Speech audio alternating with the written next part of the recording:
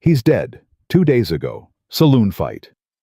Hannah Campbell stood on that platform with 3,000 miles of railroad behind her and $17 in her pocket and a dead man's name on her lips. She had sold everything, left everything, crossed a continent for a life that had already ended before she arrived. One day. She was 1 day late. She pressed her hand against her chest and made herself breathe. If you've ever lost something before, you even had the chance to hold it. Stay with me. Subscribe to this channel, follow Hannah's story all the way to the end, and tell me in the comments what city you're watching from. I want to see how far this story travels. The letter had said Tuesday. Hannah Campbell had read it so many times the paper had gone soft at the folds. The ink blurred in 2 places where she'd touched it with wet fingers on a night when Boston felt like a trap she couldn't breathe her way out of. Tuesday the 14th. Silvidge Station. I'll be there waiting. James Blackwell. She had not made it by Tuesday. She had made it by Wednesday 26 hours late because the connection in Kansas City had been delayed by a freight collision on the Eastern Line, and then delayed again by a broken axle outside of Pueblo, and Hannah had sat in that passenger car with her hands folded in her lap and her teeth pressed together and told herself that James Blackwell was a patient man. His letters said so. His letters said a great many things that she had believed because she had needed to believe them. She stepped off the train at 11:43 in the morning with the Colorado sun hitting her full in the face and the wind carrying dust that tasted like nothing she recognized. She was wearing her second-best dress. The good one was folded in the trunk, saved for the moment she met him, and she had pinned her hair back twice on the journey because the pins kept working loose. Her shoes had a crack in the left heel that she'd stuffed with folded paper. She had $17.40 in the small purse tucked inside her coat pocket. She had a trunk. She had the letters. She had nothing else. The platform was not crowded. A few men in work clothes moving crates. A woman with 2 small children sitting on a bench waiting. A boy of about 12 leaning against the station wall watching the passengers come off with the detached interest of someone who had watched trains arrive and depart, enough times that the people had stopped meaning anything. Hannah looked for James Blackwell. She had no photograph. He had offered to send one. She had said it wasn't necessary. She told herself it was because she didn't want to judge a man by his face before she'd had the chance to know his character. The truth was simpler and uglier than that she hadn't wanted to give him the chance to judge hers. She had a description. Tall, broad through the shoulders, brown hair going gray at the temples. She'd figure it out when she saw him. She looked at every man on the platform. None of them looked back at her with recognition. She waited 5 minutes. 10. She moved to stand beside her trunk. The boy against the wall pushed off and ambled toward her, and for one lurching second she thought, but no, he was 12. He was just curious. "You need something, ma'am?" "I'm waiting for someone," she said. "Who?" She hesitated. "James Blackwell." The boy's face changed. It was a small change, something closing behind his eyes, and Hannah felt it in her chest before she understood it. The way you feel a door shut in a house you can't see. "You'd better talk to Mr. Greer," the boy said. "Who is Mr. Greer?" "Station master." He pointed. Inside. She left her trunk on the platform and walked inside.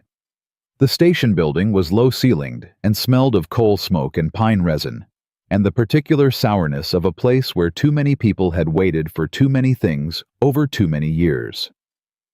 There was a counter along one wall, a man behind it with a face like weathered saddle leather, not unkind but worn the way faces get when they've had to deliver news they'd rather not. He saw her come in. He looked at her traveling clothes. He looked at her face. Something in him seemed to settle the way a man settles before he picks up something heavy. "You'd be the woman coming to marry James Blackwell," he said. It wasn't a question. "Hannah Campbell," she said. "Yes. I know I'm late. The connection in Kansas City." "Miss Campbell?" He set down what he was holding. He put both hands flat on the counter. "I need to tell you something, and I'm sorry to be the one doing it." She stopped talking. "James Blackwell died Saturday night. There was an argument in the Silverhorn Saloon over a card game. Things got out of hand. He paused. He didn't make it through the night. Hannah heard the words. She heard every word. She understood, each one individually. Died Saturday saloon argument night. But the way they connected, the way they assembled themselves into meaning, that part seemed to be happening somewhere just outside her reach. She stood at the counter in the Silvage station master's office and watched Mr. Greer's face and understood that he was waiting for her to react in some way that he could respond to, and she couldn't do it. She couldn't find the reaction. "Saturday," she finally said. "Yes, ma'am." "I was supposed to arrive Tuesday." "Yes, ma'am." "So he was already—" She stopped. "He was already gone when I was still on the train." "I'm afraid so." She pressed her lips together. She looked at the wall behind him. There was a train schedule posted there, a map of the territory, a notice about unclaimed freight. Normal things. Ordinary things. The kind of things that exist in a world that has not just come apart at the seam. "Is there family?" she asked. Her voice sounded very precise to her. "Very careful the way you talk when you're trying not to let anything out." "Someone I should speak to. Someone who would know his is there an arrangement. He had a ranch. I was told he had a ranch. He did. Property's under question now, no will filed far as anyone knows. His creditors are already starting to make noise." Mr. Greer looked at her with something that wasn't quite pity, but was close to it, the look of a man who respects someone's composure, even while watching them stand in the middle of wreckage. "Miss Campbell, if you don't mind me asking, where were you planning to go from here if things had gone the other way?" "He was building a house," she said. "He said it had 2 rooms finished and more coming. He said there was good water and good soil and room for a garden." She heard herself talking. She couldn't seem to stop. "He said the nearest neighbor was 3 miles, but the town was manageable and the people were decent and the winters were hard, but you got used to them."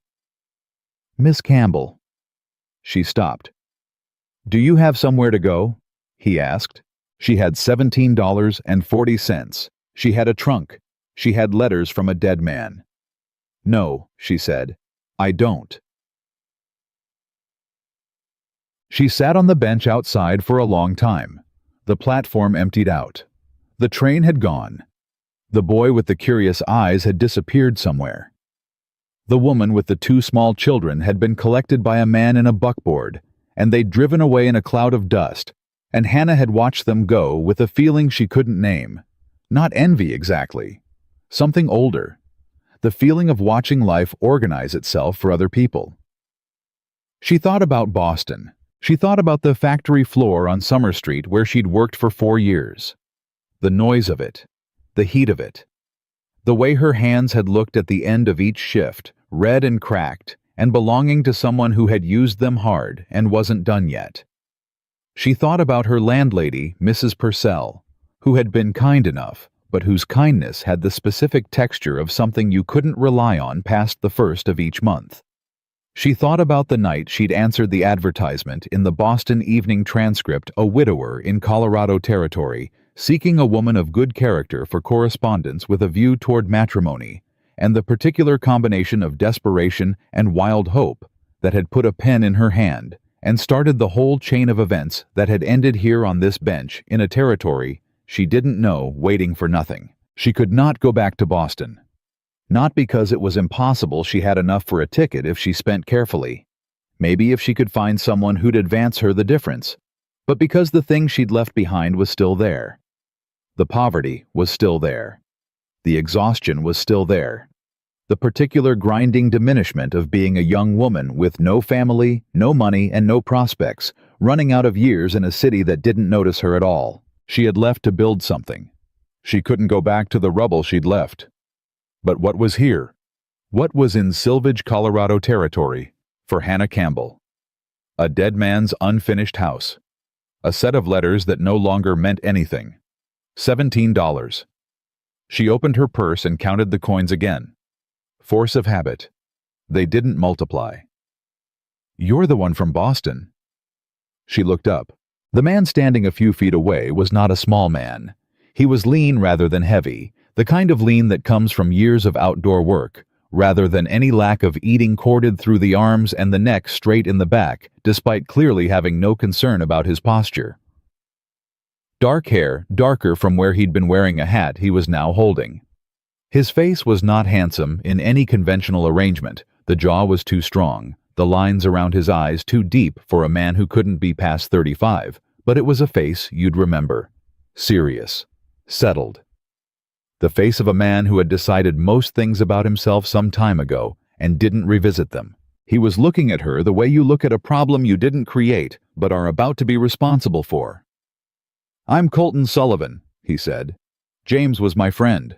Hannah stood up.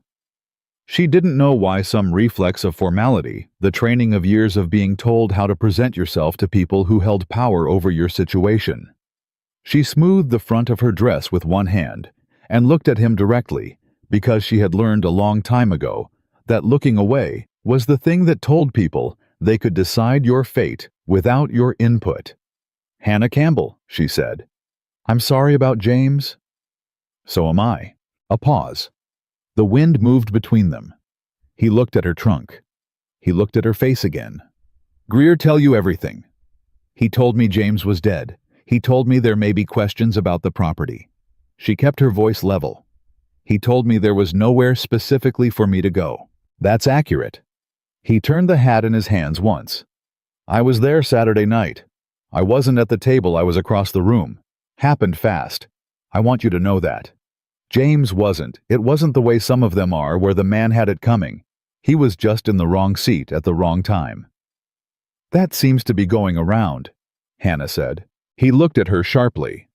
Then something shifted in his expression, not quite a smile, but the shadow of one brief and quickly gone. "Yeah," he said. "It does." Another pause. "I'm told you had nowhere to come from," he said. "That going back isn't an option." She didn't know what she'd said to Mr. Greer that he'd passed along. She felt a small flicker of something, not anger, but its cousin. The quick burn of having your situation discussed without you. "Mr. Greer talks a good deal for a station master," she said.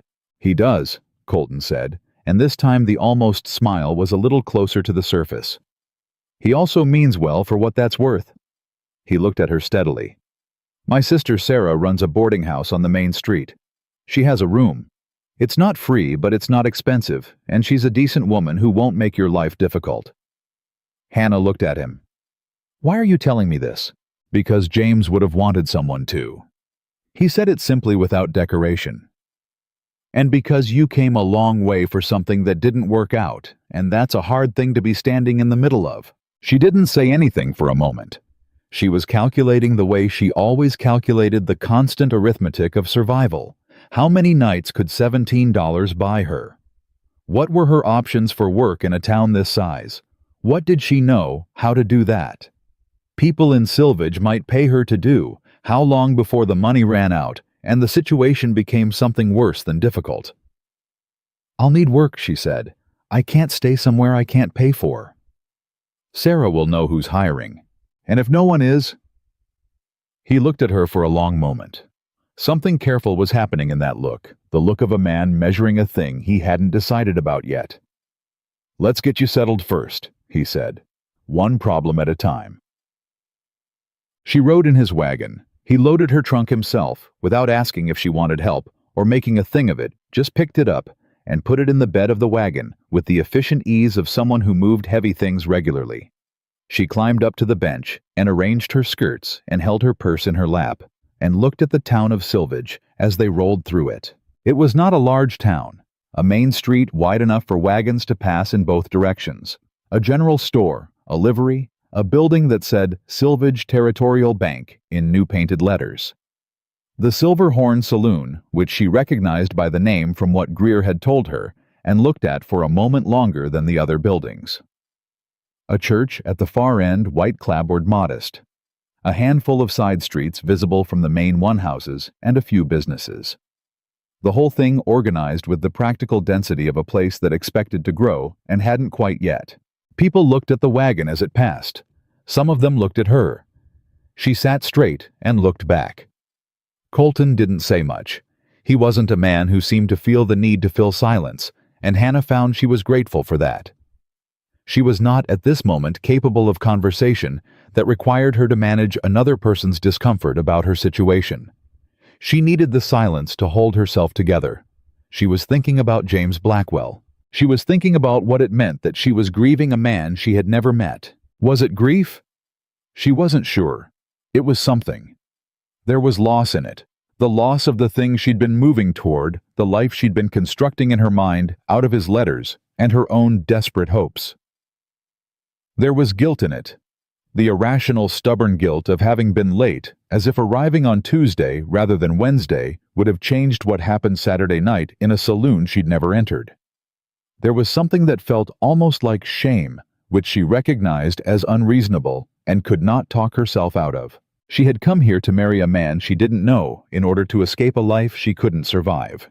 She had not come for love. She'd been honest with herself about that, even if she'd dressed it up in more respectable language in the letters. She'd come for a chance. She'd come for the possibility of something other than what she had. And James Blackwell apparently had come for the same thing. Two strangers reaching toward each other across 3,000 miles for reasons that were practical and sad and human. And now, one of them was dead, and the other one was riding through a dusty Colorado town in a wagon beside the dead man's best friend, and the chance had collapsed and taken the hope with it. She pressed her lips together and held her purse a little tighter. She was not going to fall apart in Colton Sullivan's wagon. Sarah Sullivan was 31 years old, with her brother's same dark hair considerably more animated about using it, and an immediate practical competence that Hannah recognized in a woman the way you recognize a kindred skill, the ability to size up a situation fast and start managing it before most people had finished asking what the situation was. "You're Hannah," she said before Hannah had finished coming through the door. "I heard you were coming. I'm sorry about James. He was a good man, better than most men who come through this town, and that's not a thing I say easy." She said this without drama, as a simple statement of fact, and then moved on without requiring Hannah to respond to it. "I have a room on the second floor, faces the back, so it's quieter than you'd think, and the mattress is new because I replaced it in March. Meals are included in the rate for the first week. After that, it depends on how we work things out." "What is the rate?" Hannah asked. $3 a week. She had 17. That was 5 weeks. She needed to find work faster than 5 weeks, but it was something to stand on. "I'll take it," she said. Sarah nodded. She looked at her brother, who had set Hannah's trunk inside the door, and was now standing in the way that men stand when they're not sure whether they're needed or in the way. "Colton," she said. "I'll take it from here." It was a clear dismissal. He received it without complaint. Just looked at Hannah with that measuring look again, brief and direct. "If you need anything," he said, "Sarah knows where to find me." He left. Hannah looked at Sarah. Sarah was already halfway up the stairs with the easy confidence of a woman in her own house. "Come on," she said. "I'll show you the room, and then I'll put on coffee, and you can tell me what you need or not tell me as you prefer. I don't require people to explain themselves to me just because they're under my roof. But I do have coffee, and it seems like you've had a long day." Hannah picked up her smaller bag. Colton had taken the trunk, without being asked. She'd have to think about that, and followed Sarah up the stairs. The room was small and clean, and it had a window that faced the mountains. Hannah stood at that window for a moment before she put anything down. The mountains were very large. She had grown up with the ocean, and then with city streets, and the scale of the land out here was something her eyes hadn't fully adjusted to. Yet the way it just kept going, the way the distance didn't stop. It was frightening and enormous, and completely indifferent to the fact that she was standing here with $17 and no plan looking out at it.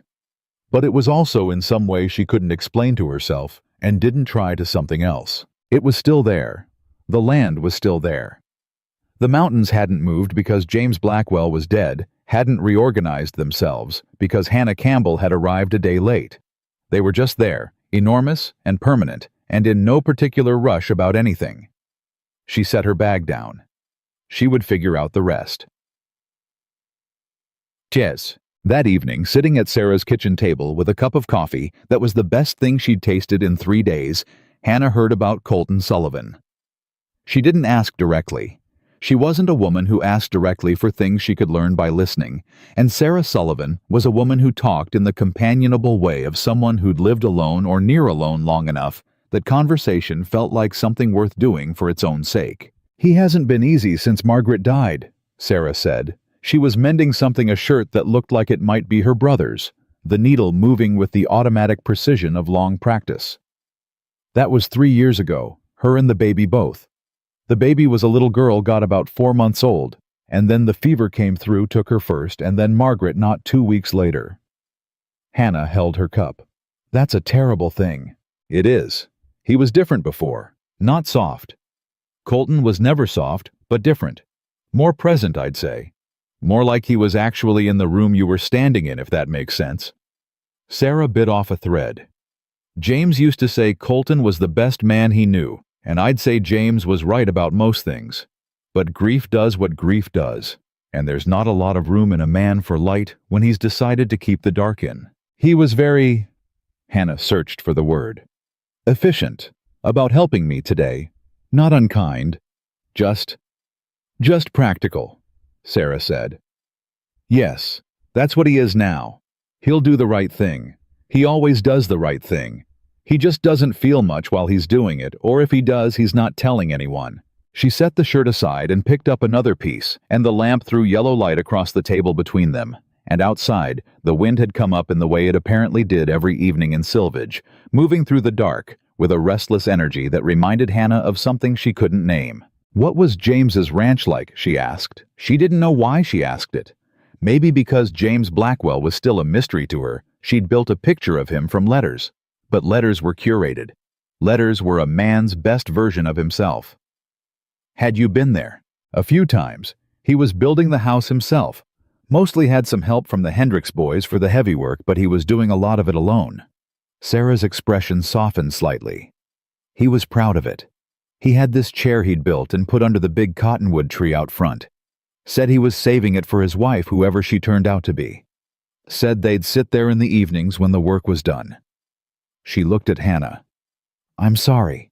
Maybe that's not—" "No?" Hannah said. "Tell me." Sarah looked at her for a moment. Then she nodded. "He was hoping," she said. "That's what I'd say about James. He was a man who was hoping. A lot of them out here aren't. They've given up on most things except survival. But James still had that in him. The hoping." She paused. "It's what got him killed in a way. He was hopeful enough about people to sit down with strangers at a card table without being as careful as he should have been." Hannah looked at her coffee. A man who hoped. A man who built a chair for a woman he hadn't met yet and put it under a tree and waited. She had arrived a day late. He had already been dead for 4 days. She thought about the chair under the cottonwood tree, empty in the dark. She thought about the life that was supposed to have been hers. She pressed the heel of her hand against her chest once briefly, where the ache was sitting. Then she set her cup down and said, "What are the options for work in this town? I need to think practically." Sarah looked at her with something that wasn't quite admiration, but was adjacent to it. The look of one practical woman recognizing another. "All right," she said. "Let's think practically." Hannah couldn't sleep. She lay in the narrow bed in the room that faced the mountains and listened to the wind and did the arithmetic. She always did when things were bad, not the financial arithmetic she'd done, that she knew where she stood, but the deeper accounting. The one where you take stock of what you actually have and what it might be worth. What she had strength, though, she was tired. Practical skill, she could cook clean, manage a household. She'd done it all in various arrangements since she was 14. She could read and write better than most and do figures faster than many. She had apparently the ability to get through a day that should have broken her without breaking, which was either strength of character or a concerning capacity for numbness, and she wasn't sure which. What she didn't have a plan, a future, a single person in Colorado territory who was obligated to help her. She thought about Colton Sullivan loading her trunk into his wagon. She thought about the way he'd said James would have wanted someone to simple unadorned, like it was the only reason necessary. She thought about the shadow of that almost smile when she'd said that seems to be going around. She thought about what Sarah had said. More like he was actually in the room you were standing in. She wondered what it would be like to stop being present in your own life. To do the right things, the efficient, correct, practical things, while something behind your eyes had already gone somewhere else. She thought she might understand it more than she'd like to admit. But you're not gone yet, she told herself. You're still here. You're still accounting for things. You're still in the room. She turned on her side and looked at the window. The mountains were out there in the dark, not worrying about her at all. She closed her eyes. She would figure out the rest in the morning. But somewhere in the space between deciding that and sleep finally coming for her, she had one more thought, unbidden, unexplained, the kind of thought that arrives before you can stop it. He checked on me at the station. He loaded the trunk. He said, "If you need anything." He didn't have to do any of that. She didn't know what to do with it. She filed it away and let herself sleep. And the wind kept moving through Silvage in the dark, through the empty streets, and past the Silver Horn, and past the church, and out toward the open land, toward Sullivan's Reach Ranch, where a man she didn't know was either sleeping or not sleeping, in a house that had gone quiet around him 3 years ago, and hadn't been loud since. She had arrived a day late. She had lost a life before it started, but she was still here. And in Colorado territory in 1875, still being here was, if nothing else, a beginning. She was up before Sarah. Hannah didn't sleep past 5, hadn't since the factory years when the bell rang at 1/2 past, and you learned to be vertical before it did, or you lost the time. Old habits didn't care that the reason for them was gone. She dressed in the dark, pinned her hair back with the 3 pins that still held, and sat at the small table in her room with the letters. James Blackwell's letters. All 11 of them. She'd read them so many times she could recite pieces from memory, but she read them again now with different eyes. The eyes of a woman who knew the man was dead, who was no longer reading for hope but for something harder to name. Evidence, maybe. Proof that he had been real, that the life she'd been moving toward had been real even briefly, even only in ink and intention. "I am not a man of great eloquence," he'd written in the 3rd letter, "but I am a man who means what he says. I want a partner, a real one, someone who isn't afraid of hard work or hard winters. I've been alone long enough to know that capable company is worth more than a fine house, and I intend to build both if you'll give me the chance." She folded the letters back into their envelope. Capable company. That's what she'd been hired to be. That's what she'd packed her life into a trunk and crossed 3,000 miles to become. She put the envelope in the bottom of her bag and went downstairs to start the coffee. Sarah found her 20 minutes later, standing at the stove with the competence of someone who'd been navigating other people's kitchens for years. Sarah stopped in the doorway. Looked at the coffee already done, the biscuit dough already mixed and resting. "You didn't have to do that," Sarah said. "I know," Hannah said. "I did it anyway." Sarah sat down at the table. She accepted the cup Hannah poured without ceremony. She looked at Hannah over the rim of it for a moment, with that same measuring quality her brother had it seemed to be a Sullivan trait, the ability to look at a person and assess them without making a production of it. "You want to talk about work," Sarah said. "I want to talk about work." Sarah set her cup down. "All right. Here's the honest picture. Silvage isn't a large town. There's Hendricks General Store. Ed Hendricks is a fair man, but he's already got his daughter helping him and doesn't have money to pay another. The schoolhouse is looking for someone to clean after hours. It's not much, but it's regular. Doc Halverson sometimes needs someone to help when he's got patients who need tending, and he's busy with surgery, but that's irregular, and it requires a strong stomach." She paused. "And then there's the hotel. Brennan's. Carl Brennan runs it, and he's looking for someone to manage the rooms and the laundry. The woman who was doing it left last month to go back east. What does it pay? $8 a month. Which is less than it should be, because Carl Brennan is the kind of man who knows when someone needs a job badly enough to take less than they're worth." Hannah looked at her steadily. "What kind of man is he otherwise?" Sarah's mouth tightened slightly. It was a small movement, controlled the expression of a woman who had opinions she'd learned to measure before releasing. "He stays on the right side of the line," she said, "as long as he thinks you're watching. Meaning he doesn't when he thinks no one is. Meaning I'd want someone I cared about to go in there with their eyes open." Hannah absorbed that. "What else?" "That's the honest list." Sarah picked up her cup again. "Unless you count private arrangements, families who need laundry done, that kind of thing. You can piece together enough to survive on if surviving is the goal." "Surviving is the floor," Hannah said, "not the ceiling." Sarah looked at her. Then she smiled, a real one, sudden and genuine, and nothing like the careful management of her expression from a moment before. "I like you," she said. "I didn't know if I would." "Most people don't lead with that. Most people aren't worth the energy of pretending." She stood, moved to check the biscuits. "I'll walk you over to Brennan's this morning. Not to vouch for you, you can do that yourself, but to make sure he understands you're not someone who wandered in alone. That you know people in this town. It changes how he talks to you." Hannah understood exactly what Sarah was offering, and why, and the understanding settled in her chest with a warmth she hadn't expected. Not charity. Strategy. Woman-to-woman strategy. The kind that nobody wrote down because it had never needed to be written down.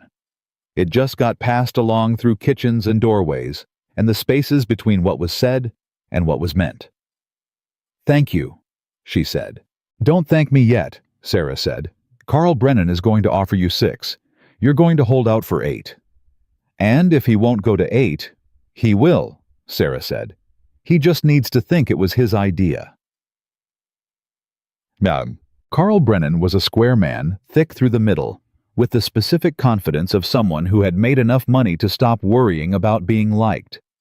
He sat behind the desk in his hotel office and looked at Hannah, the way men like him looked at women in her position, calculating the angle of her desperation, deciding how much he could shave off before she walked. "$650, he said.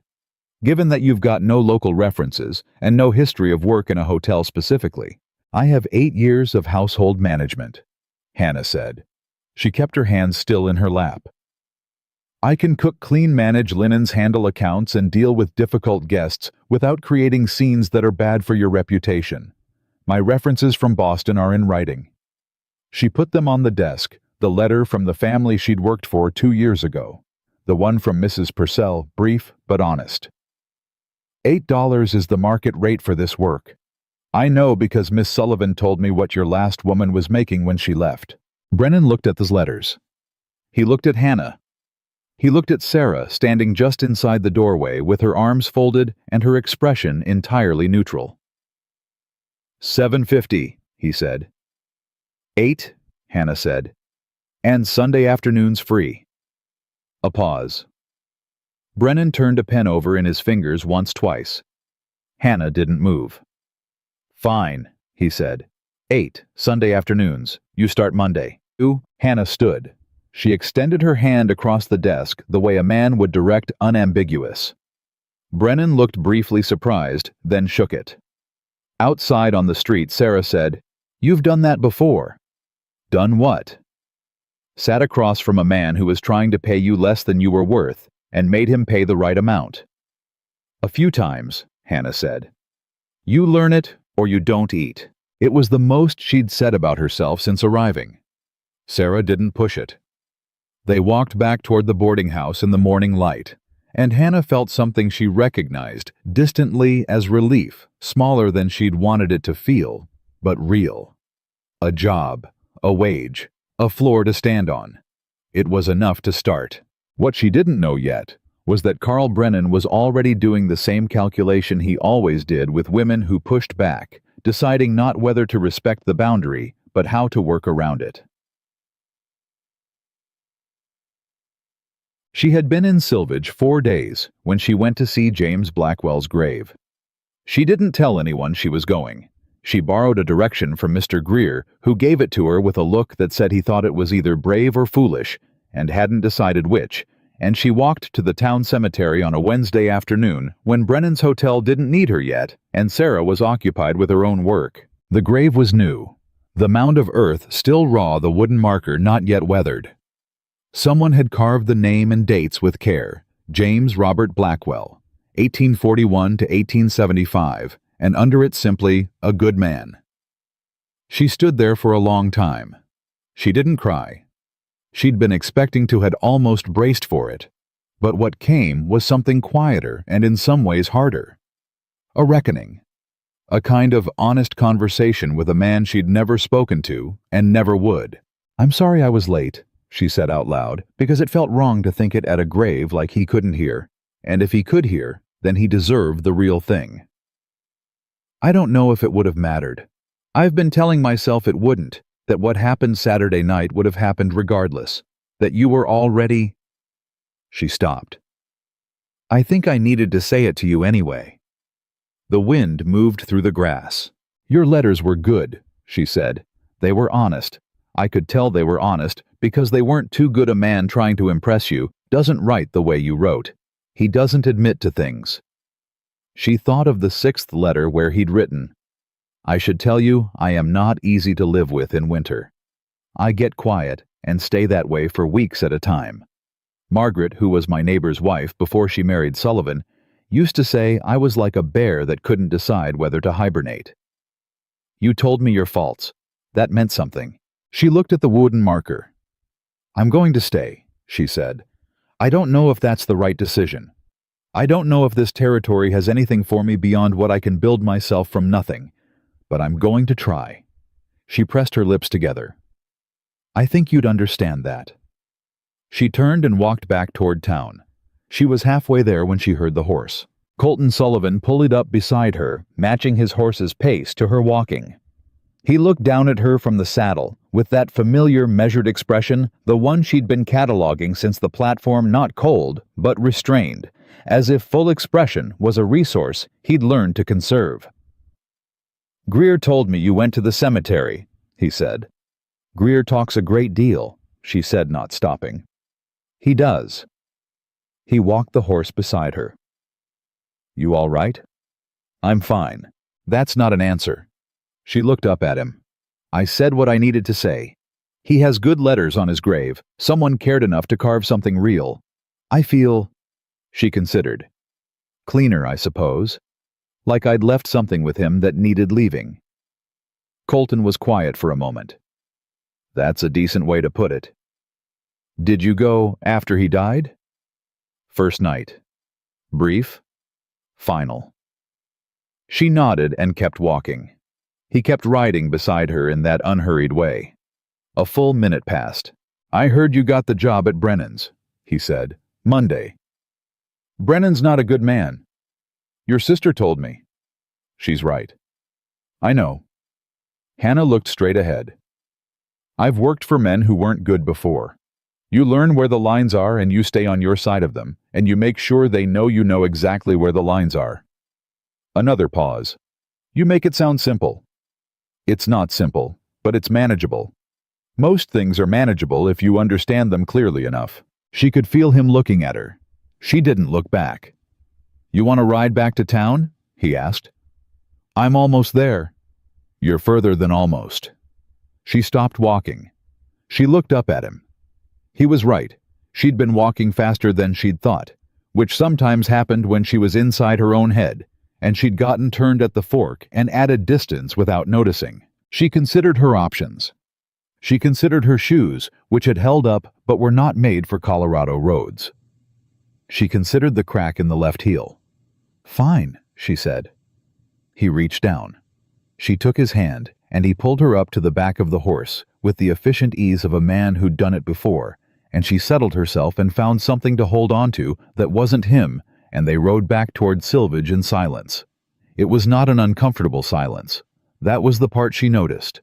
Cha-cha-tam. Monday came and Brennan's hotel came with it. The work was hard and relentless, and exactly the kind of thing Hannah had been doing in one form or another since she was old enough to be useful: the stripping and remaking of beds, the hauling and sorting of linens, the cleaning of rooms that men had lived in carelessly because they knew someone else would deal with what they left behind. She had no illusions about the dignity of the work.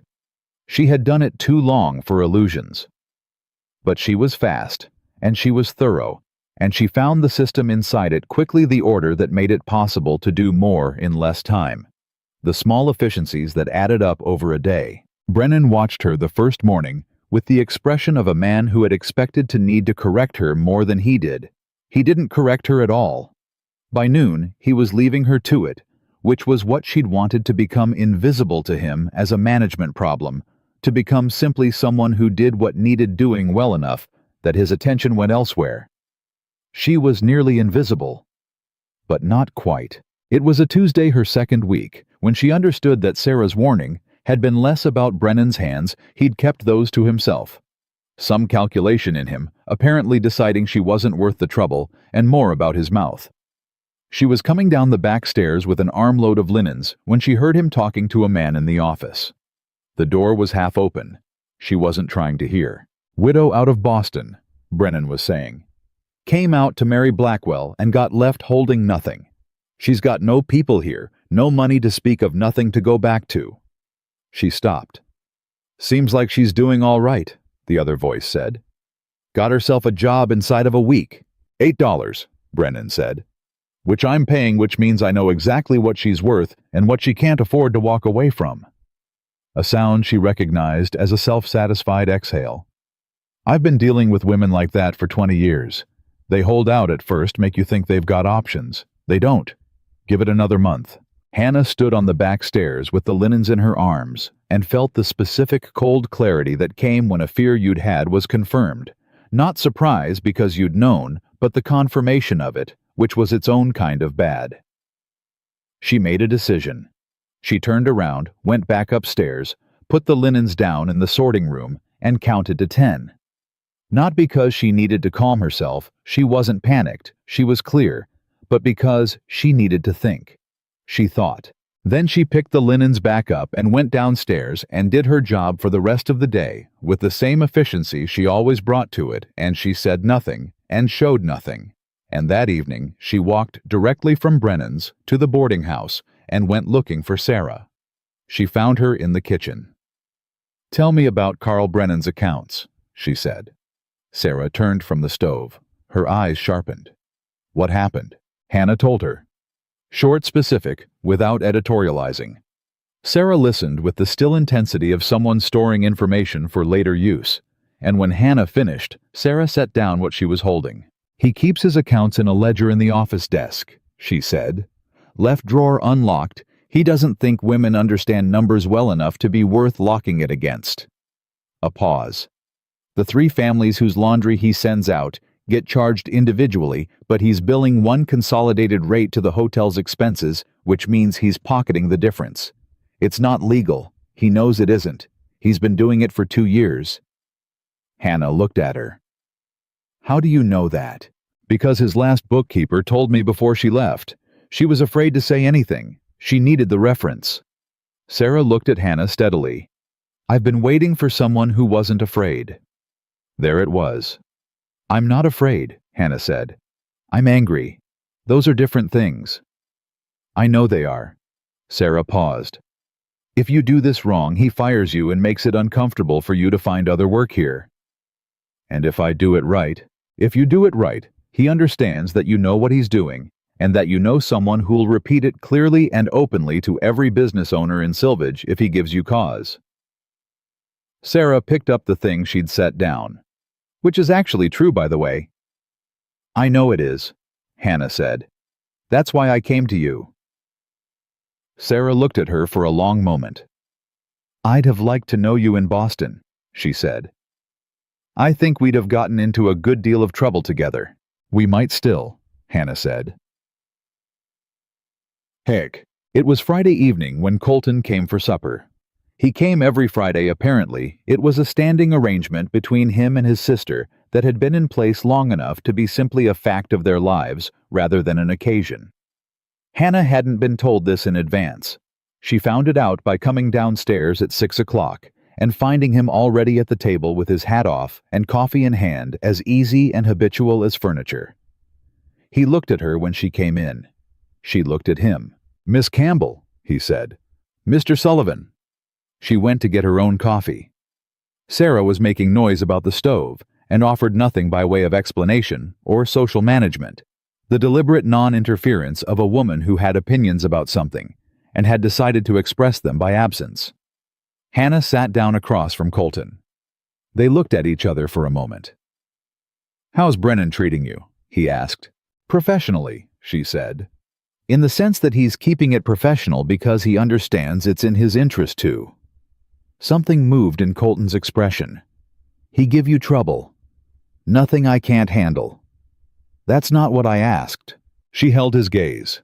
He had very direct eyes, not aggressive, but unflinching, the eyes of a man who'd decided that looking away from things was a waste of time. "He said something I wasn't meant to hear," she said, "about what kind of leverage he thinks he has on me. I'm managing it." "How?" "By making sure he understands the cost of using that leverage outweighs the benefit." She kept her voice even. "I appreciate the concern, Mr. Sullivan. I do. But I've been managing men like Carl Brennan since I was 19, and I'm still standing." A pause. "How old are you now?" he asked. 26. 7 years of managing men like Brennan. Give or take. He looked at her for a long moment. Something in his face shifted, not dramatically, not enough that most people would catch it, but she caught it. A small recalibration, the look of a man adjusting an assumption. "James said you sounded capable," he said. "In the letters. He'd read me parts of them sometimes." She hadn't known that. The knowledge landed in a strange way, intimate and uncomfortable, the sense of having been read without knowing. "Which parts?" she asked. "The one where you told him you weren't looking for rescue, that you'd been taking care of yourself for years and you weren't in the market for someone to do it for you. That what you wanted was a partner, not a keeper." She remembered writing that. Third letter. She'd almost not sent it, worried it was too blunt, that it would put him off. She'd sent it anyway because it was true, and she was tired of leading with what she thought people wanted to hear. "He said it was the letter that made him decide," Colton said. "Decide what? That he was serious about this, that you were worth being serious about." He looked down at his coffee. He was glad. Those last few weeks. Nervous, but glad. He kept asking me if the house looked all right, if the chair he'd built under the cottonwood was level. Hannah pressed her lips together. The chair. Sarah had told her about the chair. "Was it," she managed, "level?" "Little off on the left leg," Colton said. "I told him. He fixed it." He looked up. "He wanted it right for you." The silence that came after that was a different kind of silence than the ones they'd had before. Heavier. Carrying more of the actual weight of the thing between them, which was the fact of James Blackwell and all the ways his absence had bent both their lives out of the shape they'd been expected to take. "I went to the cemetery," she said. "I told him things." "I know. Greer talks a great deal, yes." Despite everything, the edge of it almost made her smile. "I told him I was sorry I was late, and I told him I was staying." Colton looked at her. "I know it's not." She searched for it. "I know the reason I was coming here is gone. I know there's nothing waiting for me specifically. But Boston has nothing either, and here at least the nothing is." She looked at the window. "Bigger. More room to build in." He was quiet for a long moment. "That's the most sensible thing I've heard anyone say about this territory," he said finally. Sarah called from the stove that food was ready. The moment broke. Colton got up to help carry things to the table, moving through his sister's kitchen with the familiarity of a man who had been in this room hundreds of times and knew exactly where everything was. But Hannah noticed he set his cup down on the same side of the table he'd been sitting at before, across from her. So, it was after supper, when Sarah had disappeared to deal with a problem with one of her other boarders, and Colton was putting on his coat to leave, that he stopped in the hallway and said it. Just said it. Like he'd been carrying it all evening and had decided the carrying was more trouble than the saying. "I have a proposition for you." Hannah looked at him. She kept her face neutral. "What kind?" "The ranch," he said. "Sullivan's Reach. The house has been running without management for 3 years. I've got 2 ranch hands and a cook who's older than the territory and gets to the kitchen when he gets there. The house it's not what it was." Something passed through his expression, brief contained.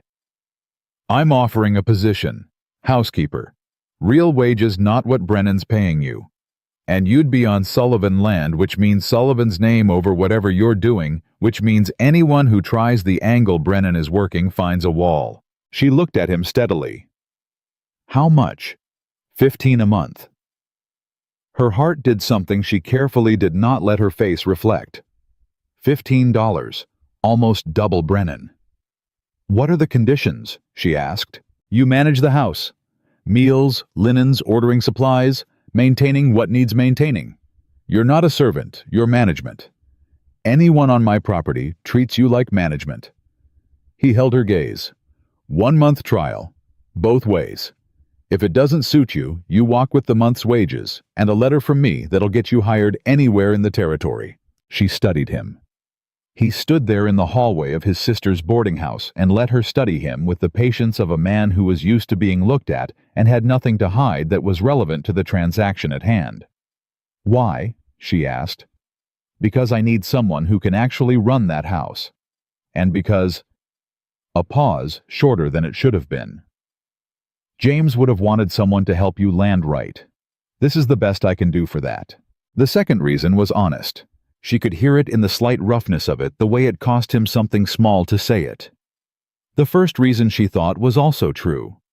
She thought about Brennan and his self-satisfied exhale, and his certain arithmetic about what she could afford to walk away from. She thought about the mountains she could see from her window. She thought about the chair under the cottonwood tree, slightly off on the left leg, fixed, because a man had wanted it right. "I'll need Sundays," she said. "You'll have them. And I'll need it in writing, not because I don't trust your word, because I've learned that verbal agreements are only as good as the character of whoever has the power in the arrangement, and having it written protects both of us if either of us changes." He looked at her for a moment. Then he said, "I'll have it written by tomorrow." "Then yes," Hannah said. 1 month trial. He nodded. He put his hat on. He was almost to the door when she said, "Mr. Sullivan?" He stopped. "What you said in your proposition, about Sullivan's name over what I'm doing, you said it like it was incidental, like it was just a practical fact." She paused. "It's not incidental to me. Knowing someone in this town is willing to put their name next to mine matters." He turned and looked at her across the length of the hall. "I know it does," he said. He left. Hannah stood in the empty hallway and listened to his horse move away from the boarding house and disappear down the street. She had a job that paid $15 a month. She had a name behind her. She had solid ground to stand on. And somewhere in the back of her mind, in the very careful place where she kept things she wasn't ready to examine yet, something had shifted. She didn't look at it directly. Not yet.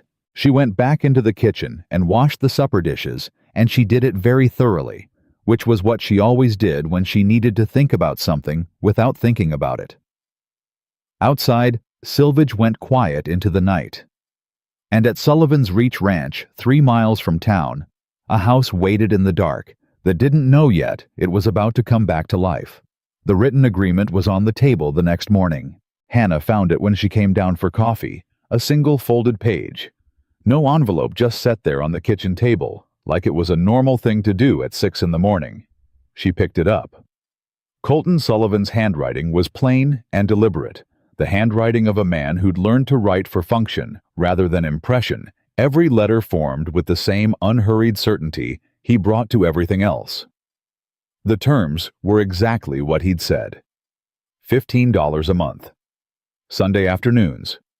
1 month trial, both directions. At the bottom, his signature, and a line waiting for hers. She read it twice. She looked for the angle the thing buried in the language that would turn against her, later the clause that looked reasonable until it wasn't. She found nothing. It was exactly what it appeared to be. She signed it. She left it on the table. She went upstairs, packed her trunk, and was ready to go by the time Sarah came down. Sarah looked at the signed page. She looked at Hannah. She didn't say anything for a long moment, and then she said, "You know what you're walking into." "A house that needs running, and a man who needs managing," Hannah said. "Same as most situations I've been in. Colton is not like most situations. I know that too." Hannah picked up her smaller bag. "I'm not walking in blind, Sarah." Sarah looked at her with the complicated expression of a woman who had information she wasn't sure whether to give. "He hasn't let anyone near that house," she said finally. "Not really. Since Margaret and the baby, he's had the cook, old Pete, who's been on that ranch since before Colton was born, and the two hands, Walt and Grover, and that's it. No woman in that house. Not once. He offered me the job. I know he did. That's what worries me." Sarah folded her arms. "Colton doesn't do things without reason. He doesn't offer things he hasn't thought through. So he's thought through putting you in that house, and I just want you to know that whatever he's reasoning, it goes deeper than needing someone to manage the linens." Hannah held Sarah's gaze. "I know," she said quietly. She meant it. She'd understood that in the hallway last night, in the way he'd said James would have wanted someone to help you land right, with that slight roughness in his voice. There was more in it than the transaction. She didn't know what yet, and she wasn't going to name it before she understood it, but she was walking in with her eyes open. "I'll still see you Sundays," Hannah said. Sarah unfolded her arms and stepped forward and hugged her quick solid. The hug of a practical woman expressing something she wasn't going to turn into a speech. Then she stepped back and said, "I'll send Colton a note if you go missing." "He'll get it," Hannah said. "He reads everything twice." She was almost smiling when she walked out the door. Sullivan's Reach Ranch was 3 miles from town by the road, and slightly less if you knew the shortcut through the lower pasture, which Hannah didn't.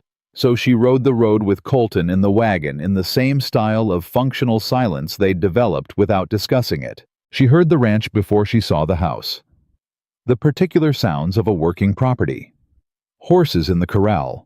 Someone hammering at something in one of the outbuildings. The low complaint of cattle somewhere distant. Colton pulled up in front of the house and set the brake and climbed down and came around to help her before she'd finished deciding whether she needed it, and she took his hand and stepped down without comment. Then she looked at the house. It was large enough to have once been a home, and small enough to show exactly how long it had gone without being one. The bones were good, solid construction, well situated, built to last. But 3 years of being lived in by a man who was only technically present had left marks that went beyond dust and disorder. It was the marks of absence. The specific neglect that happens when someone stops caring whether a place is alive. She turned to Colton. "I'll need to know the full scope before I can tell you what order things need doing," she said. "Every room, the cellar, the larder, what you're working with for supplies." He nodded. "I'll show you." He showed her everything. He moved through the house with the careful neutrality of someone giving a tour of a place that meant too much to look at directly, and Hannah watched him as much as she watched the house, the way he opened the door to what had been a nursery, and stood back and let her look, without going in himself. The way he mentioned Margaret's name, once obliquely in the context of where things had been kept, and then didn't mention it again. The kitchen was functional. The main rooms were dusty but intact. The upstairs had 4 rooms, one of which was clearly Colton's, and 3 of which had accumulated the stored disorder of a man who'd been putting things away without thinking about where they went. The nursery was the only room he didn't explain. He just opened the door and let her see and closed it again. She didn't say anything about it. She filed it. Old Pete was in the kitchen when they came back downstairs, a man of indeterminate age somewhere between 60 and ancient, with the slow, deliberate movement of someone whose body had made its position on urgency very clear. He looked at Hannah with the frank assessment of someone who'd been around long enough to have stopped pretending. "You the woman from Boston," he said. "Hannah Campbell," she said. "Pete." He went back to whatever he'd been doing at the stove. "I cook breakfast and supper. Lunch is your problem. I don't do laundry or cleaning that ain't stubbornness, it's jurisdiction.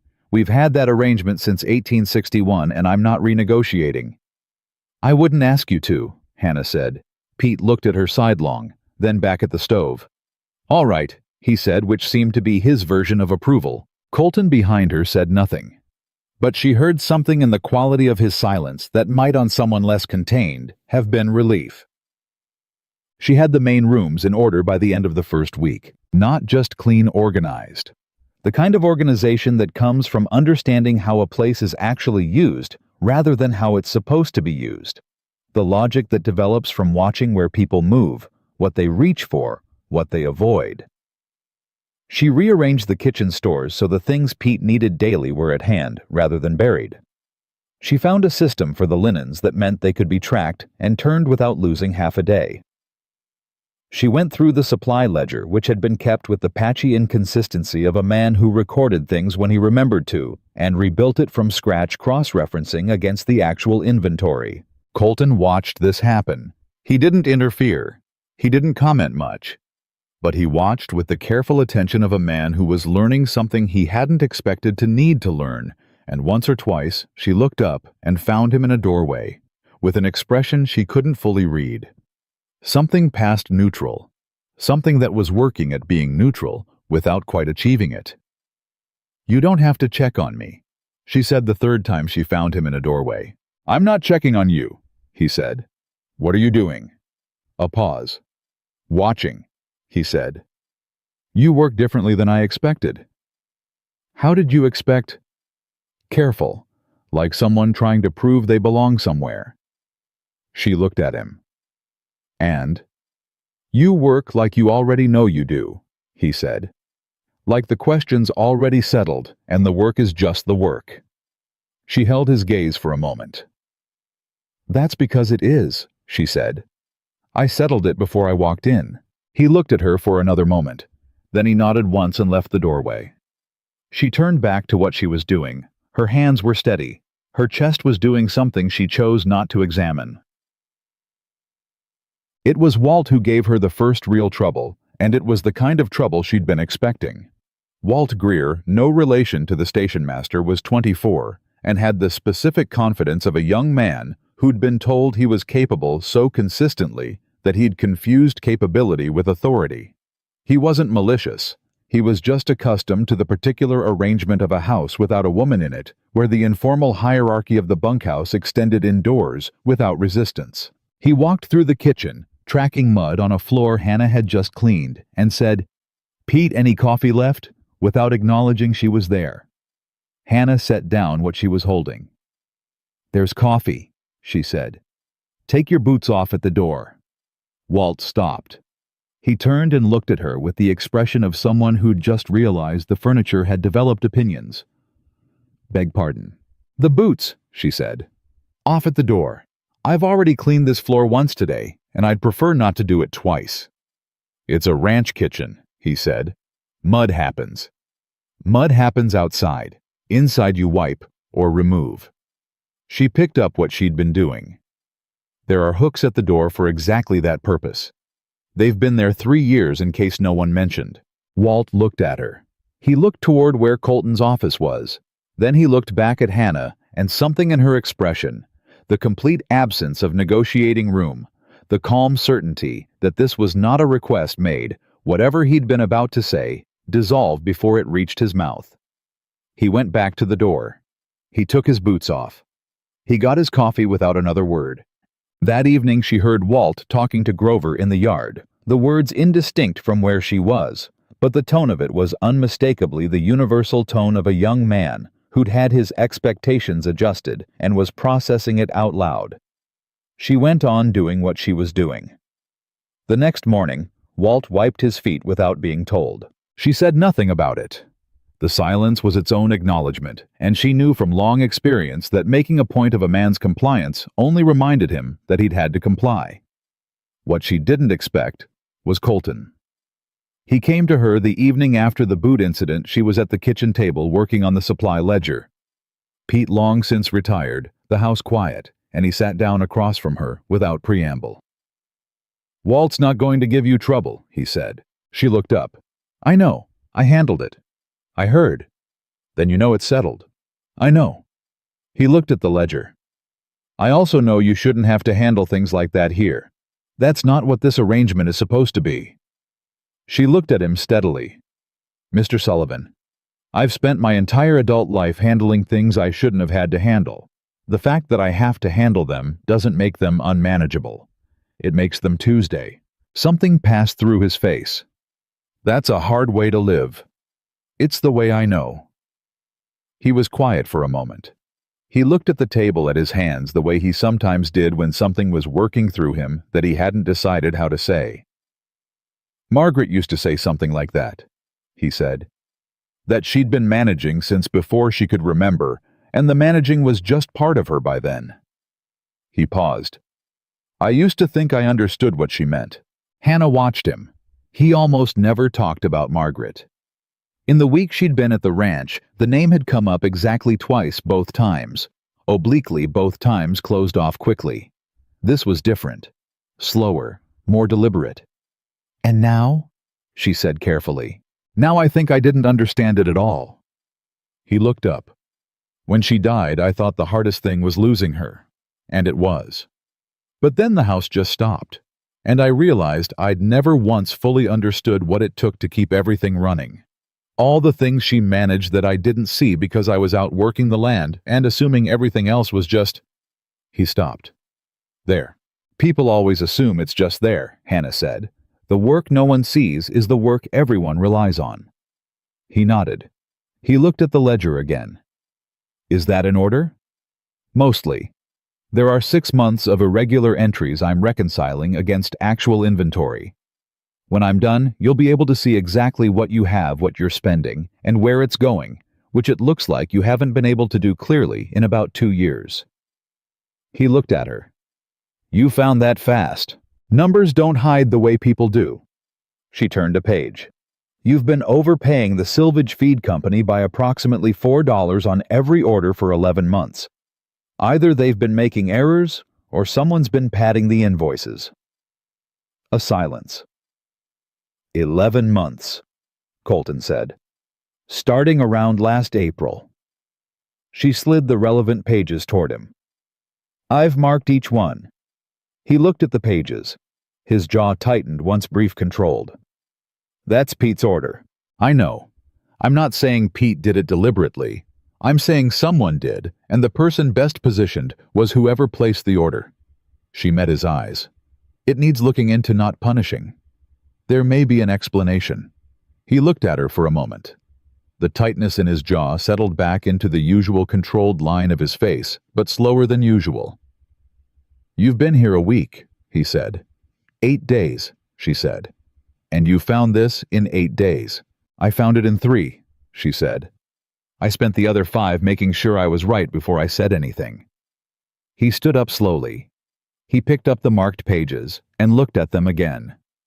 Then he looked at her with an expression she was starting to recognize, the one that came when she did something that recalibrated something in his expectations, and she could see the recalibration happening quiet and careful, the way a man adjusts a thing he's built that isn't quite level. "I'll talk to Pete," he said. "Let me know what he says," she said. "I'll adjust the reconciliation accordingly." He left.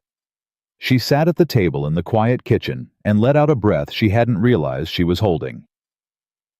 Pete had an explanation.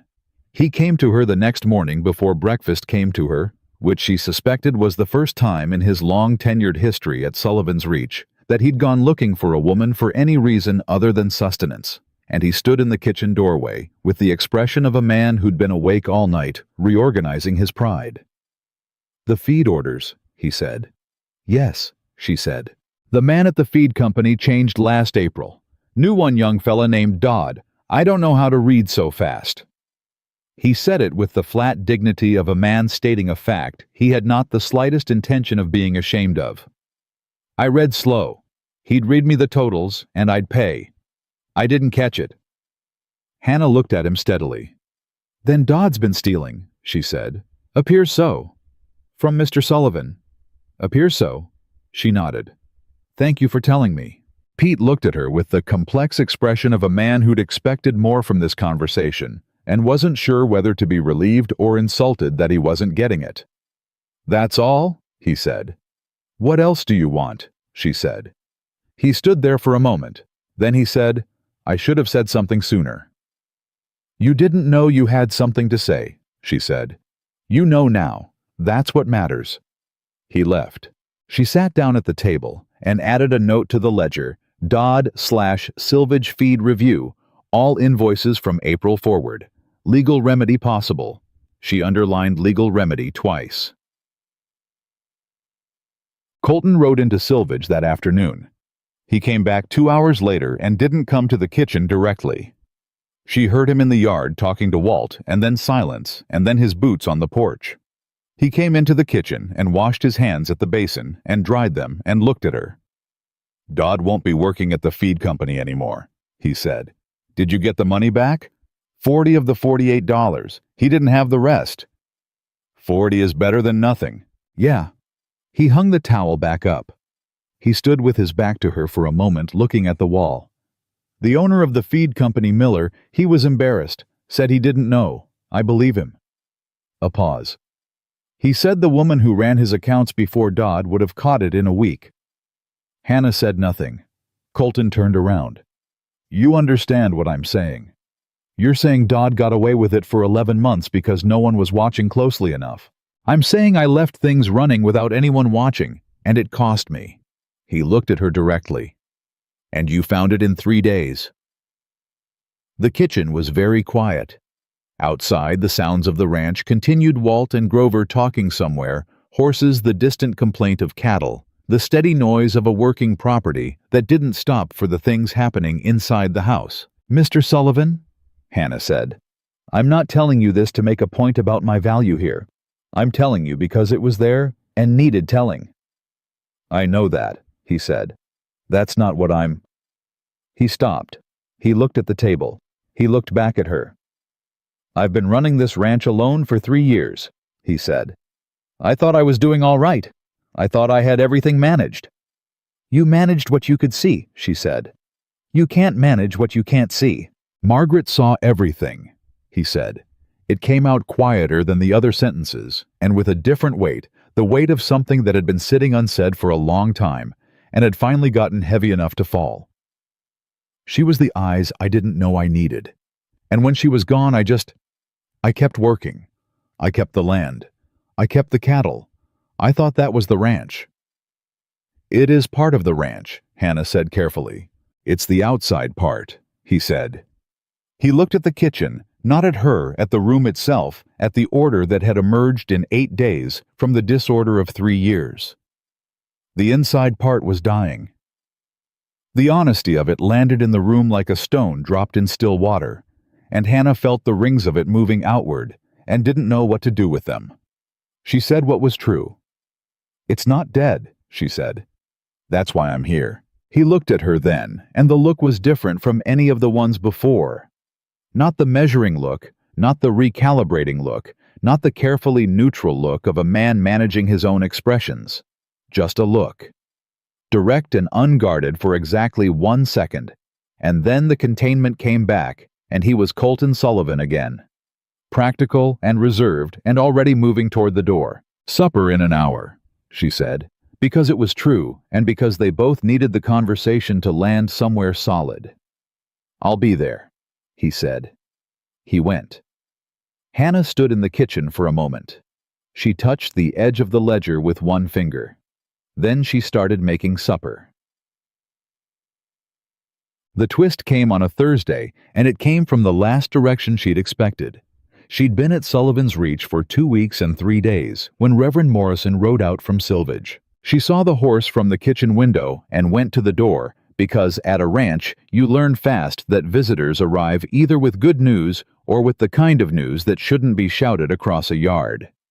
Morrison was a lean man in his 50s, with the careful bearing of someone who'd learned that how you arrived at a person's door affected everything that came after. Colton came from the barn. He wiped his hands on a cloth. "Reverend," he said. "Something wrong." "Nothing wrong," Morrison said. He looked at Hannah with the particular look of a man about to say something that involves the person he's looking at. "May I come in?" They sat at the kitchen table, all 3 of them with coffee, and Morrison put his hat on the table beside his cup and said, "I've had a communication from Boston." The floor did something under Hannah's feet. Not literally, but the sensation was close enough. "From whom?" she asked. "A man named Gerald Fitch," Morrison said. "He identifies himself as the administrator of the estate of your uncle Daniel Fitch, who died in February." Hannah stared at him. "You weren't informed," Morrison said. "It was not a question. I left Boston in March," she said. "I didn't—" She stopped. "Daniel Fitch was my father's brother. We weren't close. He didn't approve of my father, and when my father died, he made it clear that approval extended to me." She looked at the letter Morrison had set on the table. "Why is his administrator writing to me?" "Because Daniel Fitch died without direct heirs," Morrison said, "and because he amended his will in January 6 weeks before he died." He paused. "He left you his estate." The kitchen was completely silent. "That's not possible," Hannah said. "The letter is from a Boston law firm," Morrison said. "Whitmore and Associates. They've been trying to reach you since April. They traced you here through the marriage broker correspondence. Your agreement with James Blackwell was filed through an agency that had your Boston address, and when the agency was notified of Mr. Blackwell's death, they notified the lawyers." He slid the letter across the table. "They need you to respond. The estate is in probate, and your presence or legal representation is required to complete the claim." Hannah picked up the letter. She read it. She read it again. She set it down. "How much?" Colton said. He said it quietly, and she looked at him. He was watching her, not the letter watching her face, with the careful attention of someone trying to understand something that was happening faster than it could be processed. She looked back at the letter. "The estate includes the Fitch house on Marlborough Street," she said. Her voice sounded strange to her. "And holdings in the Fitch Textile Company." She stopped. "It doesn't list a total value." "Is it significant?" Morrison asked. She thought about the Fitch house on Marlborough Street. She had been inside it exactly once at 14, when her father had taken her there to ask for help after her mother died, and Daniel Fitch had turned them away at the door. The house was 4 stories, in one of the best streets in Boston. "Yes," she said. "I believe it's significant." Morrison nodded. "Then you'll need to respond quickly. The probate court has a deadline." He stood, picked up his hat. "I'm sorry to bring complicated news. I wasn't sure whether to call it good or not." "I'm not sure either," Hannah said. When Morrison was gone, she sat with the letter in her hands, and Colton across the table, and the kitchen settling back into its ordinary quiet. "You can go back," he said. She looked at him. "To Boston," he said. "If the estate is what you think it is, you don't need—" He paused. "You don't need a position on a ranch in Colorado." She looked at him for a long moment. "My 1-month trial isn't finished," she said. Something moved in his face. "Hannah." It was the first time he'd used her name. Not Miss Campbell. Just her name, and the way it came out of him was different from everything else he said. Not practiced, not measured, just true. She looked down at the letter. "I don't know what that money means yet," she said. "I don't know if the estate is what I think, or if it's complicated, or if Whitmore and Associates are going to find 12 cousins I've never heard of, and a lien on the house." She folded the letter carefully. "I know what I have here. I know what I've built in 3 weeks." She looked up. "I'm not leaving a real thing for a possible one. I've done that once. It didn't work out." The silence that came after that was the longest they'd shared. "You came to Colorado to build a life," he said finally. "I came to Colorado to marry a stranger," she said. "I'm building a life because the other thing didn't happen, and this territory is large enough for it." She held his gaze. "Those aren't the same thing." He looked at her. The lamp was low, and the kitchen was warm, and outside the ranch was settling into the sounds it made at evening. The particular quiet of a working place after the work has stopped, and Colton Sullivan sat across the table from her and looked at her with that expression she couldn't fully name, the one that was happening behind the controlled surface. The one that was working at something. "You're not what I expected," he said. "When I went to the station to find you, I had an idea of what James's correspondence woman would be like." "What did you expect?" "Someone frightened," he said. Someone who needed managing. And he almost smiled. Not the shadow of one this time closer. You managed Brennan in a week. You found a fraud in the accounts in 3 days. You had Walt taking his boots off before I had a chance to tell him to. He shook his head slightly. James knew what he was writing to. He told me you were the kind of woman who makes a place better just by being in it. I thought he was being romantic about someone he'd never met. Hannah's chest did something she didn't look at.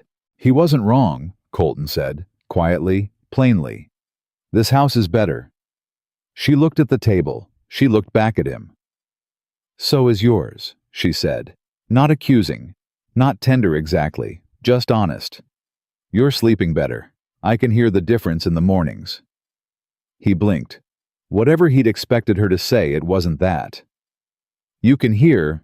You used to be up at 4, she said. Moving around. Not working, just moving. The way people do when sleep isn't working. She held his eyes. The last 4 nights you didn't come down until 5:30. He held very still. The house is quieter when someone's taking care of it, she said. You needed the quiet. You just didn't know how to make it yourself. Something broke in his expression. Not dramatically. Not in the way things break in stories all at once and visible. Slowly, the way ice thaws in late February, you don't see it happening.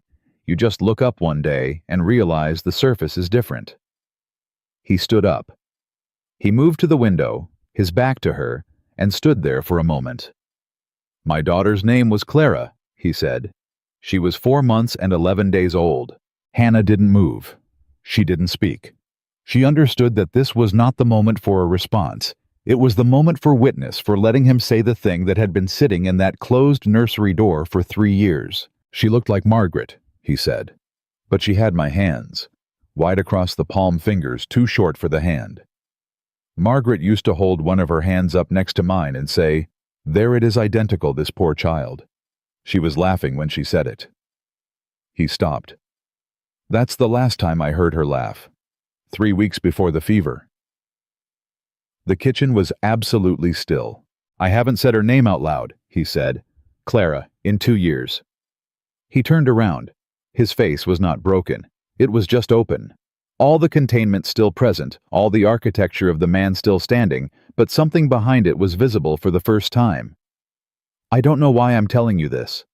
Because I'm here, Hannah said, and I'm not going anywhere. He looked at her. She looked back. Outside, the last light was leaving the sky, and somewhere in the fields, Walt and Grover were finishing the evening work, and old Pete was making noise in the bunkhouse the way he did before settling in for the night, and Sullivan's Reach Ranch was alive in the way a place becomes alive when it's no longer just being maintained, but actually inhabited. Colton Sullivan had told his daughter's name to the air and the kitchen, and a woman from Boston who had arrived in his life a day late and had, despite every reasonable expectation, refused to leave. He picked up his hat from the table. "Thank you," he said. "For supper." "It's what I'm here for," she said. He paused at the door. And this time the pause was different. Not the pause of a man deciding whether to say something, but the pause of a man who'd already said more than he intended to and was figuring out how to carry it back out into the world. He left. Hannah sat alone in the kitchen. She pressed both hands flat on the table and breathed. Something had crossed between them tonight that neither of them had named, and both of them knew was there. She wasn't going to name it. Not yet.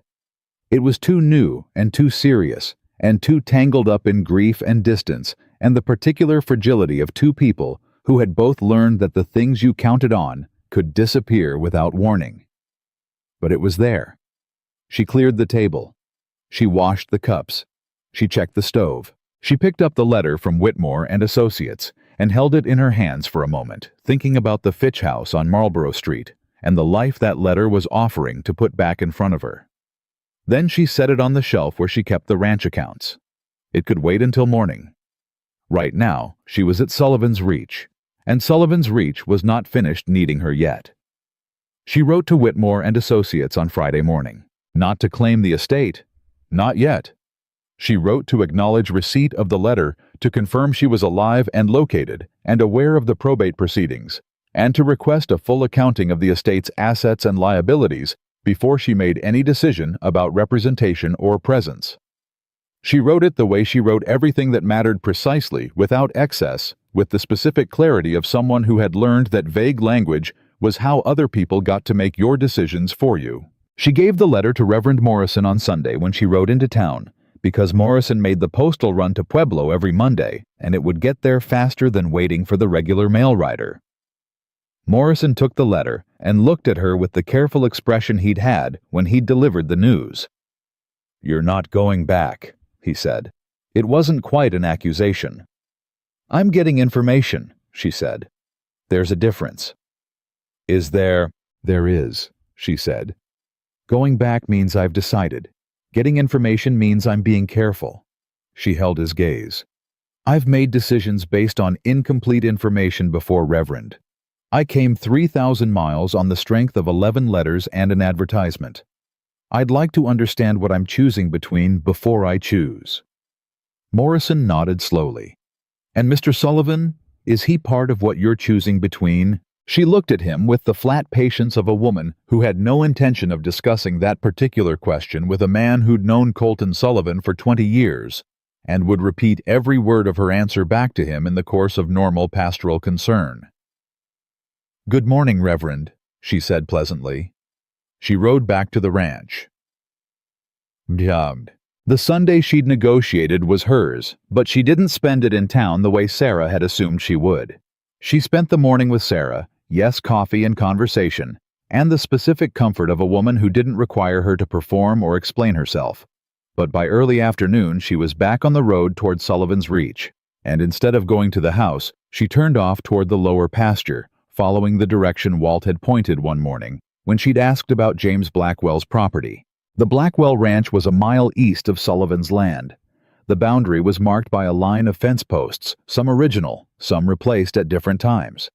The way boundaries on working land always showed their history in the inconsistency of their maintenance. She crossed onto Blackwell land and felt it immediately. The difference between a place with someone in it and a place abandoned. It wasn't visible exactly. The land looked like land, the grass was the same grass, but there was a quality of stillness that was different from ordinary quiet. The stillness of waiting that has given up waiting and settled into just being still. The house was half finished in the way James had described in his letters, 2 rooms complete, a third framed and roofed but not walled, the lumber still raw. She didn't go inside. It felt wrong somehow to go inside, without invitation, even from a man 3 weeks dead. She stood outside and looked at it and thought about James Blackwell reading her letters in this half-finished house and deciding she was worth being serious about. She found the cottonwood tree without looking for it. It was large, old, the kind of tree that had been there long before James Blackwell had filed on this land, and its branches were wide enough to throw shade over a considerable piece of ground. The chair was under it. Wooden hand-built, the joints mortised and pegged in the old way, rather than nailed, the seat worn smooth, in a way that suggested James had sat in it himself while he waited for it to belong to someone else. She sat in it. She sat in James Blackwell's chair under his cottonwood tree and looked at his half-finished house and let herself feel everything she'd been managing for 4 weeks with the careful efficiency she brought to everything. The grief came first. Real grief, not the shock of the first day or the numb accounting of the days after, but the actual grief for the life that had almost been, for the man who had built a chair for a woman he'd never met and sat in it, hoping for the version of Hannah Campbell who had gotten on that train in Boston, believing that the world could rearrange itself into something bearable if you were just willing to go far enough to find it. She let herself feel it, all of it, and then she let it go. Not forever. Not the way people said let it go, as if grief was a kite you could release and watch drift away. She let it go the way you put something down when your arms are tired, knowing it would still be there, knowing you'd pick it up again, but choosing this moment to set it on the ground and straighten your back. "I'm sorry I was late." She said the same words she'd said at the cemetery. Then she said what she hadn't said before. "I think you'd have been good at this. I think you'd have built a fine life here with whoever you'd found. I'm sorry you didn't get the chance." The wind moved through the cottonwood above her. "I'm going to stop asking what I lost," she said. "I'm going to start asking what I can build." She sat there a while longer. She wasn't aware of how long until she heard hoofbeats and looked up and saw Colton Sullivan coming across the lower pasture at an easy pace, not hurrying, as if he'd known approximately where she was and had waited a respectful amount of time before coming. He stopped his horse at a distance and looked at her sitting in the chair. She looked back at him. He dismounted. He walked to where she was and stood with one hand on the cottonwood trunk, not looking at the chair, not looking at her directly, looking at the half-finished house. "I built that third room frame with him," he said. "Last September. We had 3 days of good weather, and we worked from first light to last." He paused. "He talked about you the whole time. Kept saying she's practical, Colton. She's not going to want fuss, so I'm thinking about the kitchen first." Hannah looked at the house. "The kitchen is the first room that tells you if a house is serious," she said. "That's what he said you'd said." The edge of something moved in his voice. "Almost exactly that." She looked up at him. He was still looking at the house, but his jaw was doing that thing, the small controlled tightness that happened when he was managing something. "Colton," she said. He looked at her. "Sit down," she said. He looked at the chair she was sitting in. "There's room," she said. There wasn't really. It was one chair built for one person, but she moved to one side, and he sat on the wide arm of it, with the careful balance of a large man trying to take up less space than he occupied. And they sat like that in James Blackwell's chair, under James Blackwell's cottonwood, and looked at James Blackwell's unfinished house together. "I keep thinking it should feel wrong," she said. "Being here. Having a life here, even a beginning of one, when this is what was supposed to be my life." "Does it," he said, "feel wrong?" She thought about it honestly. "No," she said. "That's what's strange. It feels like the map changed, but the destination didn't. I came here to build something real. I'm building something real. It's just in a different place than I expected." He was quiet for a moment. "James used to say that God's plans and human plans are the same plans, just with different handwriting." She looked at him. "Did he believe that?" "He was working on believing it," Colton said. "I think he was closer than most people." A pause. "I used to argue with him about it, after Margaret. I said if God had a plan that included taking a woman and a 4-month-old child, then God's plan was something I didn't want any part of." "What did he say?" "He said the plan isn't the loss, Colton. The loss is just the part where you can't see the rest of the plan yet." His voice had gone rougher. I told him that was the most useless thing I'd ever heard. He said, "I know. Hold on to it anyway." Hannah sat with that. "Are you holding on to it?" she asked. He looked at her. His eyes were direct in the way they always were, and behind the directness was something she could see more clearly now than she could 4 weeks ago. Not because he was showing more, but because she understood more. The grief was there. The 3 years of it, the accumulated weight of a man who had stayed alive and kept the land and gotten through each day without ever once believing there would be a reason to. "I'm trying," he said. "It's harder than it sounds." "I know," she said. "I'm trying too." They sat in the chair together in the afternoon light. 2 people who had lost the lives they'd expected and hadn't yet fully accepted the lives they had, and the cottonwood moved above them, and the half-finished house stood there in its patient incompleteness, and James Blackwell's memory hung over all of it like weather, not heavy, not oppressive, but present, the way the presence of someone decent lingers in a place they loved. After a while, Colton said, "The letter from Boston. I wrote back requesting a full accounting." "I know. Morrison told Sarah. Sarah told me." He paused. "You're not deciding yet." "I'm not deciding yet." "When will you?" She thought about it. "When I understand what I'm choosing between," she said. "The estate in Boston is possible money. This is—" She stopped. She looked at her hands. "This is actual life. I've had possible money before. My uncle was wealthy my entire childhood, and it didn't mean anything to me because it wasn't mine. This—" She looked around. The pasture, the distant sound of Sullivan's cattle, the weight of his shoulder barely touching hers on the arm of the chair. "This is mine, even if it's small and uncertain and not what I planned." He said nothing for a moment. Then he said quietly, "It's not that small." She looked at him. He was looking straight ahead at the house at the middle distance. His profile was serious and still, and she could see him deciding something, working toward something in that careful interior way of his, the thinking that happened behind the controlled surface. "I want to show you something," he said. "Tomorrow. Will you come with me?" "Where?" "The north boundary," he said. "The part of the ranch James and I were talking about developing. There's something up there you should see." She looked at him. "All right," she said. The trouble arrived before morning. She was up at 5, old habit unchangeable, and she heard the horse before she saw it coming fast from the direction of town, and fast horses before dawn were never good news. She pulled on her coat and went to the door and found Walt already in the yard, lantern in hand, and Colton coming from the barn.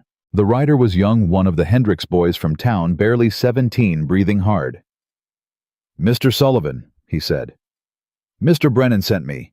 He says there's papers been filed at the Territorial Land Office in Pueblo, claims on the eastern quarter of your property." Every one of Hannah's instincts sharpened at once. "What kind of claims?" she said before Colton could respond. The boy looked at her, then at Colton. Colton nodded once. "Miss Campbell manages the ranch accounts," he said. "Answer her." "Mr. Brennan says it's a prior claim," the boy said. "Someone says they filed on that land before Mr. Sullivan's deed was recorded. Says the recording office made an error and the land was never properly Sullivan's." The silence that followed was the silence of something large and bad settling into place. "Who filed it?" Colton said. "Man named Crail," the boy said. "Chester Crail. He's got a lawyer from Denver with him." Colton's face went very still. Hannah had learned to read that stillness. It wasn't the stillness of a man with nothing to say. It was the stillness of a man keeping the thing he wanted to say from coming out of his mouth before he'd thought it through. "Crail," he said. "You know him," Hannah said. "I know of him." His voice was flat. "He's been buying disputed land across 3 territories for 5 years. He finds properties with any ambiguity in the original filings and manufactures a prior claim. By the time the courts sort it out, he's either won or bought the owner out cheap because they couldn't afford to wait." He looked at the boy. "Thank Brennan for me. Go home." The boy rode. Colton stood in the yard with his jaw set and his hands still at his sides, the posture of a man deciding between action and thought, choosing thought by force of will. "When was your deed recorded?" Hannah asked. 1869, March. He looked at her. "My father's deed was 1858. The land's been Sullivan land for 17 years. But the original filing was through the Territorial Office in Denver." He looked at the dark eastern horizon where the quarter he was talking about was. "There was a fire in the Denver filing office in 1861. Records were lost. We had copies. My father was careful, but a man with a lawyer and a manufactured document and enough patience to work the confusion can make a mess of a thing that should be clear." Hannah's mind was already moving. She'd heard of Crail. Not by name, but by type men who operated in the space between what was documented and what was demonstrable, who used legal machinery as a weapon rather than a resolution. She'd seen it in Boston in miniature men who found cracks in tenancy agreements and used them to displace people who couldn't afford to fight back. "Do you have your father's original documents?" she asked. "In the house. In the strongbox in my office. I need to see them tonight." She turned toward the house. "All of them. Deed survey, any correspondence with the Territorial Filing Office. Any tax records going back to 1858. Everything." "Hannah." His voice stopped her. She turned. "This could take months," he said. "Lawyers in Denver. Territorial Court. Crail has done this before. He has people who know how to slow the process until the other side gives up or runs out of money." She looked at him steadily. Do you have money to fight it? Some. Not enough for a long fight. She held his gaze. She thought about the letter on the shelf from Whitmore and Associates. She thought about the Fitch house on Marlborough Street. She thought about her careful neutrality on the subject of what that estate meant and what she was going to do with it. "Let me see the documents," she said. They worked at the kitchen table until 2 in the morning, every document in Colton's strongbox spread across the table. Deeds, surveys, tax receipts going back to 1858 correspondence with the territorial office records of every improvement and claim and boundary adjustment in 17 years. Hannah read every page. She made notes. She organized by date, by type, by relevance to the question of the Eastern Quarter specifically. Colton sat across from her and answered questions, and watched her read with the focused attention of a man who decided that the best thing he could do right now was let someone else think. Pete came in at midnight, looked at the table, made coffee without being asked, and left. At 1:30, Hannah sat back and looked at what she had. "Your father's original survey from 1858 shows the Eastern Quarter explicitly," she said. "The survey was conducted by a licensed territorial surveyor, William Carr, and the boundary markers are described in detail. Carr's seal is on the document." She tapped the page. "Tax records show continuous payment on that quarter since 1859. 17 years of tax receipts with the county assessor's notation." She looked up. "Crayle's claim, whatever it is, has to account for the fact that someone has been paying taxes on this land for 17 years without interruption." Colton looked at the documents. "Can he account for it?" "A dishonest lawyer can create a narrative for almost anything," she said. "But honest documentation from 1858 forward with a licensed surveyor's seal is hard to manufacture retroactively." She paused. "Do you know where William Carr is now?" "He died. 1867. His records. His family is in Pueblo. His son William Carr Jr. took over the surveying practice." Hannah looked at him. "Then we need William Carr Jr.'s confirmation that his father's survey of this property was legitimate and properly filed. A living professional confirming a deceased professional's documented work is much harder to argue against than a paper fight." She tapped the documents. "We also need the county tax records independently certified. That's public record. Crayle can't touch that." Colton looked at her across the table. The lamp was low. The house was quiet. Outside, the territory was dark and wide and indifferent to the fact that someone was trying to take a piece of it from him. "You understand land law," he said. "I understand documentation," she said. "And I understand how people who prey on uncertainty operate. They look for the gap between what you know is true and what you can prove is true. You close that gap, you remove the weapon." She held his eyes. "We can close this gap." "We," he said. She didn't flinch from it. "Yes," she said. "We." He looked at her for a long moment. Then he said, "I'm going to need a lawyer." "You're going to need the best lawyer in the territory," she said. "And you're going to need him in Pueblo before Crayle's man gets comfortable. The best lawyer in the territory charges accordingly." "I know." She picked up her pen. She wrote a figure on a piece of paper and turned it toward him. "That's what I believe is in the Fitch estate, approximately, based on the property value on Marlborough Street and what I know of the textile holding." She watched his face. "I told you I was getting information before deciding. I have the information. This is my decision." He looked at the number. He looked at her. "No," he said. "Colton, no." His voice was quiet and absolutely certain. "That's your inheritance. That's your life. You're not spending it on my land dispute." "I'm not spending it," she said. "I'm lending it. At whatever rate the territorial bank charges if you need it to feel like business rather than—" She stopped. "Rather than what?" he said. She looked at him. "Rather than what it is," she said. The quiet that came after that was not the ordinary silence of the kitchen.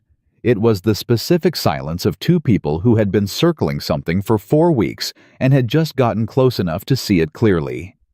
"Hannah," he said. "Don't," she said. "Don't tell me it's not my problem. Don't tell me I don't have to. I know I don't have to.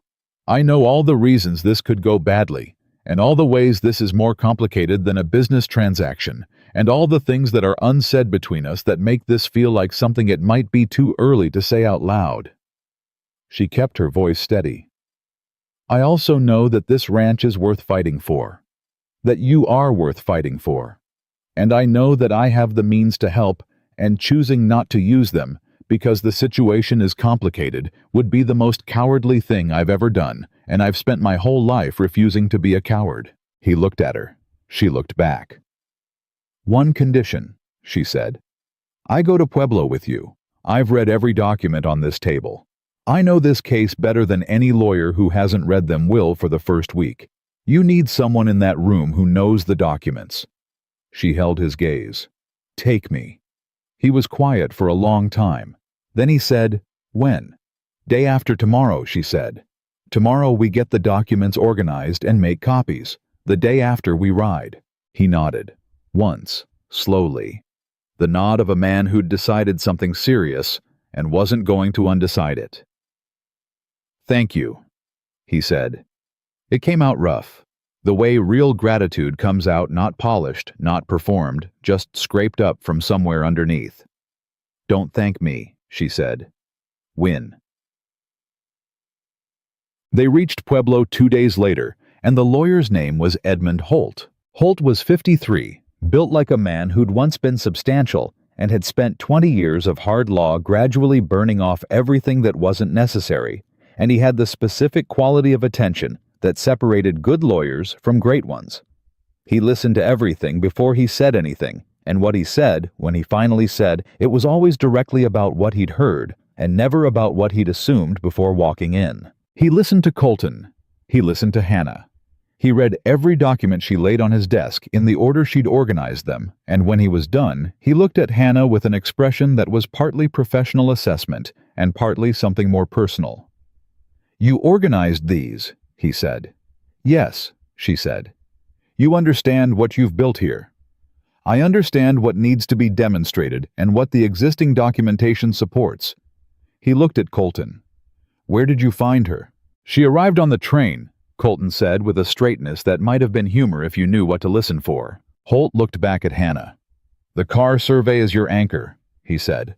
"If Carr Jr. confirms the legitimacy of his father's work, and I see no reason he wouldn't, and the tax records are certified.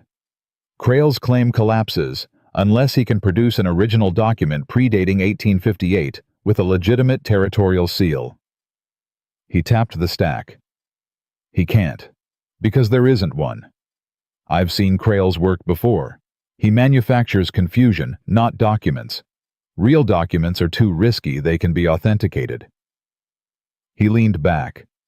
"We file a motion to produce in territorial court within the week, citing continuous possession, continuous taxation, and licensed survey. Crail's lawyer will ask for delays. We oppose every delay. We make this move fast." "How fast?" Colton said. 6 weeks if we're aggressive. 3 months if they fight well." Holt looked at Hannah. "The estate you mentioned, the Fitch estate. You have documentation of that as well. I have the letter from Whitmore and Associates confirming the probate." She placed it on the desk. "I have not made a claim yet. I wanted to understand the estate's full composition before proceeding." "Smart." He looked at the letter. "Marlborough Street property alone, you're looking at significant capital, enough to sustain a lengthy legal defense comfortably." He looked at Colton. "I'm not recommending you rely on Miss Campbell's inheritance, Mr. Sullivan. I'm recommending you fight hard and fast enough that you don't need to." Colton looked at Hannah. She looked at him. "Fight fast," she said. "Fast," he confirmed. They shook Holt's hand and walked out into Pueblo's main street and stood for a moment in the particular aftermath of having done the thing you went to do and finding it was possible. "He's good," Hannah said. "He's expensive," Colton said. "Those things usually go together." He looked at her sideways. "I'm going to pay you back. Every cent." "I know you will," she said. "I've seen your accounts. You're better than you think you are. Something moved in his face. That's a strange thing to know about a person. You hired me to know your accounts, she said. This is what knowing them looks like. They stood on the street in Pueblo, Colorado, in the late afternoon of a day that had moved faster and gone further than either of them had expected. And the work was begun, and the fight was real, and the outcome was not guaranteed, but was at least no longer surrendered to. There's something I've been meaning to tell you, Colton said. Since Sunday. Before Crail's claim came in, and everything went sideways. She looked at him. What? The north boundary, he said. What I wanted to show you. He paused. James had a plan for that land. He'd talked to me about it for 2 years, a partnership between his property and mine. A breeding program for horses using the water from the North Creek that runs along the boundary between our properties. He'd done the math on it. He had figures. A pause. I have his notes. He left them with me last year, said he wanted someone to know the plan in case anything happened to him. The quietness in his voice was different now, not the controlled quiet, but the genuine kind. He'd talked about it as a 2-person operation. His land and experience with horses, my land and infrastructure. He looked at her. I have his land now. His creditors settled for the cattle and equipment. The land itself went to territorial auction, and I bought it last week. She stared at him. You bought James's land. The auction was Tuesday. I went to Silvage for it. He held her gaze. I wasn't going to let Crail near it, or anyone else who'd run it into the ground. You bought it, she said again. Yes. For the horse operation. For the horse operation James planned, he said, which needs a partner who understands figures and accounts and can manage the business side of a significant operation. Because I am a man who is very good at horses and land and very bad at documentation, as you have made thoroughly and repeatedly clear. She looked at him. I'm not asking you to decide anything tonight, he said. You have Boston to think about, and a legal fight, and about 40 other things that need your attention before this. He stopped. He looked away briefly, then back. I wanted you to know the plan, James's plan, which I think is a good one, which I think could be... Another pause. Real, if someone wanted to make it real. Hannah stood on the street in Pueblo and looked at Colton Sullivan and thought about James Blackwell, who had built a chair under a cottonwood tree and saved it for a woman who arrived a day late. She thought about plans and handwriting and the part where you can't see the rest yet. Show me the notes, she said. James's notes. All of them, she said. When we get back. Show me the numbers, show me the plan, show me exactly what he had in mind. She held his eyes. I want to understand what I'd be deciding about. He looked at her. I'll show you everything, he said. The ride back to Sullivan's Reach started at first light, and the territory spread out around them, wide and certain and patient the way it always was, in no particular hurry about any of it, waiting for the people moving through it to catch up to what it already knew. Hannah held the reins with steady hands. She was not done grieving James Blackwell. She was not done being afraid of the size of what was growing between her and Colton Sullivan. She was not done figuring out what the Fitch estate meant, or what Boston was now, or what Colorado territory could be. But she was done asking what she had lost. She was asking now only what she could build.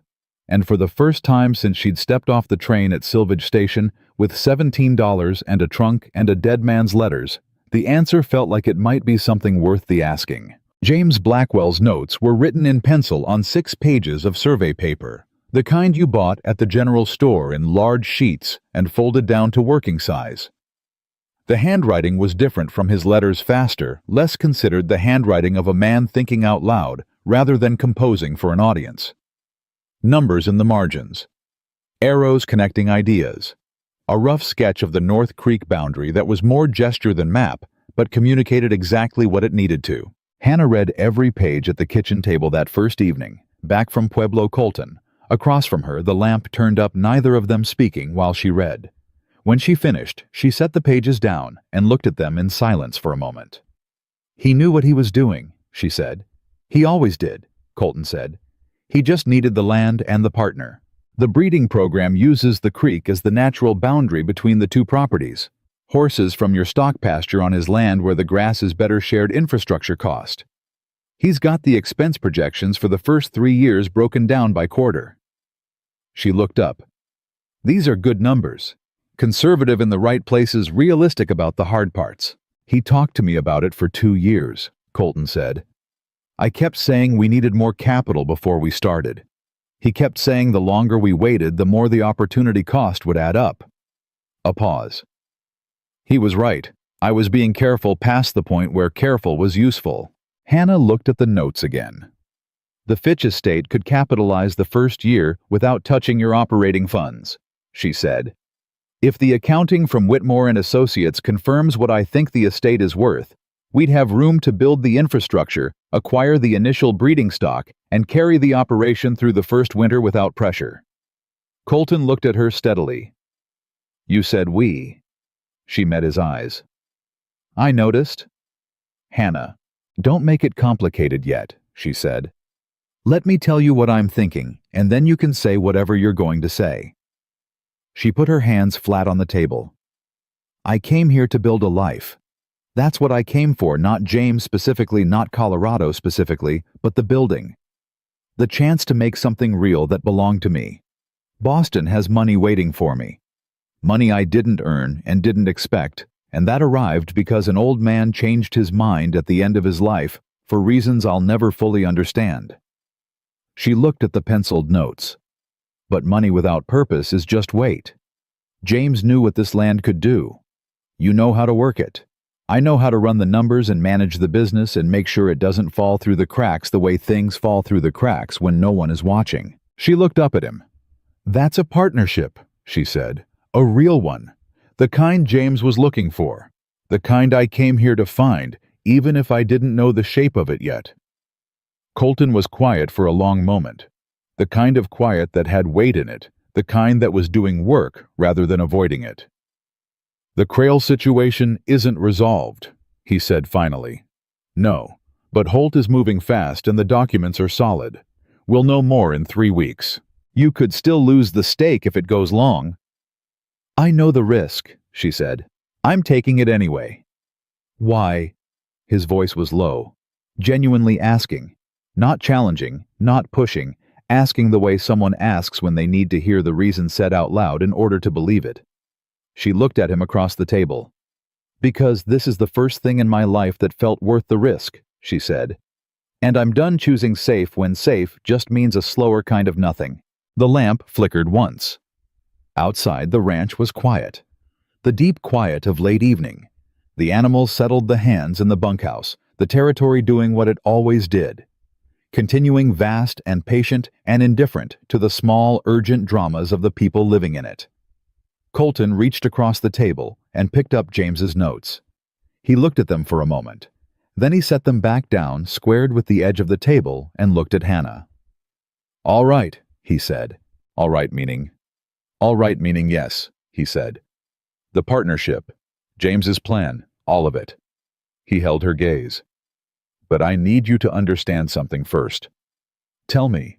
I'm not James, he said. I know that's obvious. I know that's not what you're... He stopped and started again, and it was the first time she'd seen him lose the thread of a sentence, which told her exactly how much this was costing him. When you came here, you came for a life with a man who'd been building toward you, who'd made a chair for you, who'd been hoping. He looked at the table. I haven't been hoping. I gave that up when I buried Margaret and Clara, and I told myself it was reasonable, and it was at the time, and then 3 years went by and it stayed reasonable, and I stopped noticing that reasonable had become something else. Hannah waited. You walked into this house and in 8 days you made it something I recognized, he said. You found the fraud in the accounts. You stood across from Crail's situation and didn't flinch. You sat in James's chair and said out loud the things that needed saying, and then you got up and kept going. He looked up. I noticed all of it. I noticed it from the beginning. And I didn't say anything because I didn't know what I had the right to say. What do you have the right to say? She asked quietly. That I don't want this to be just a business arrangement, he said. That the house is different since you came. That I sleep and I didn't before, and I know that sounds small, but it isn't small. It's the difference between surviving and... He stopped. I'm not asking you for anything. I want to be clear about that. I'm not asking you to feel something you don't feel or decide something before it's ready. He put his hand on the table, open palm up, not reaching for her, just there. I wanted you to know what's true, on my side, so you're not deciding without all the information. Hannah looked at his hand on the table. She thought about $17 and a crack in a heel and a train platform in a town she'd never heard of, and the station master's face going serious before he said the words. She thought about the long accounting she'd done that night on the platform bench, adding up what she had and finding it barely enough to stand on.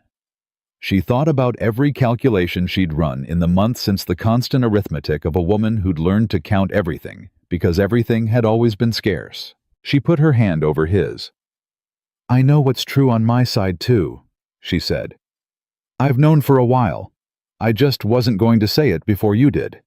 He turned his hand and held hers. Neither of them said anything else for a moment. They didn't need to. The letter from Whitmore and Associates arrived on a Thursday, 3 weeks after Hannah had written to them, and it was everything she'd estimated and more.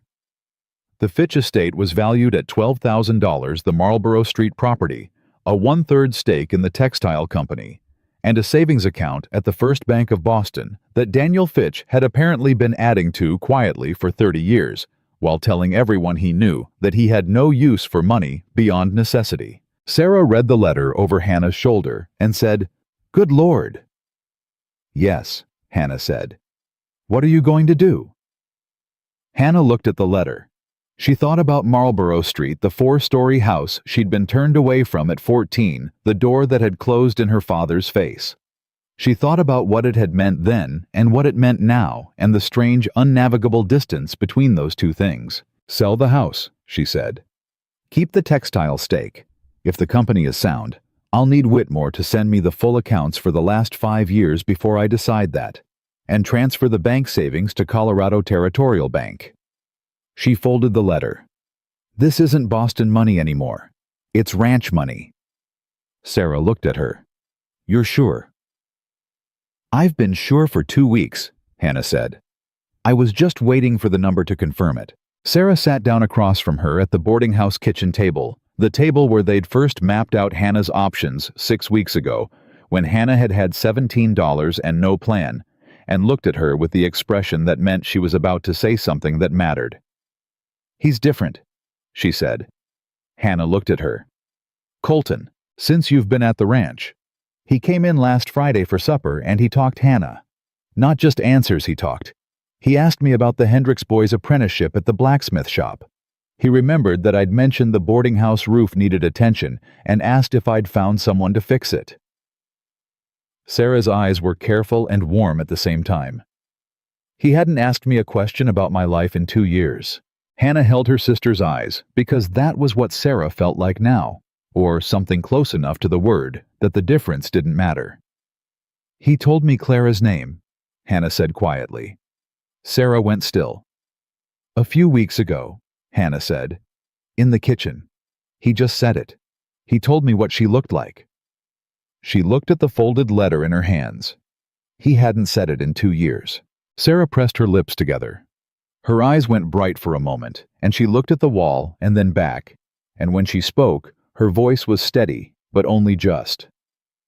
"My brother loved his wife and his daughter more than any man I've ever known," she said, "and losing them broke something in him that I'd stopped believing would heal." She looked at Hannah. "I want you to know that. I want you to know what you've done.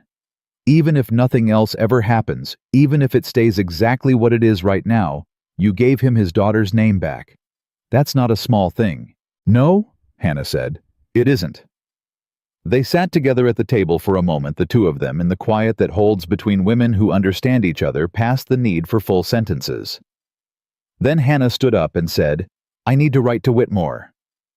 "Of course you do," Sarah said, and she was smiling. Yeah. The Territorial Court ruled on the Crail claim on a Wednesday morning, 5 weeks after Edmund Holt had filed the motion. Hannah found out from Colton, who rode in from Pueblo at full speed and came directly to the ranch rather than going to town first, and she knew from the pace of the horse alone before she saw his face. She came out to the yard.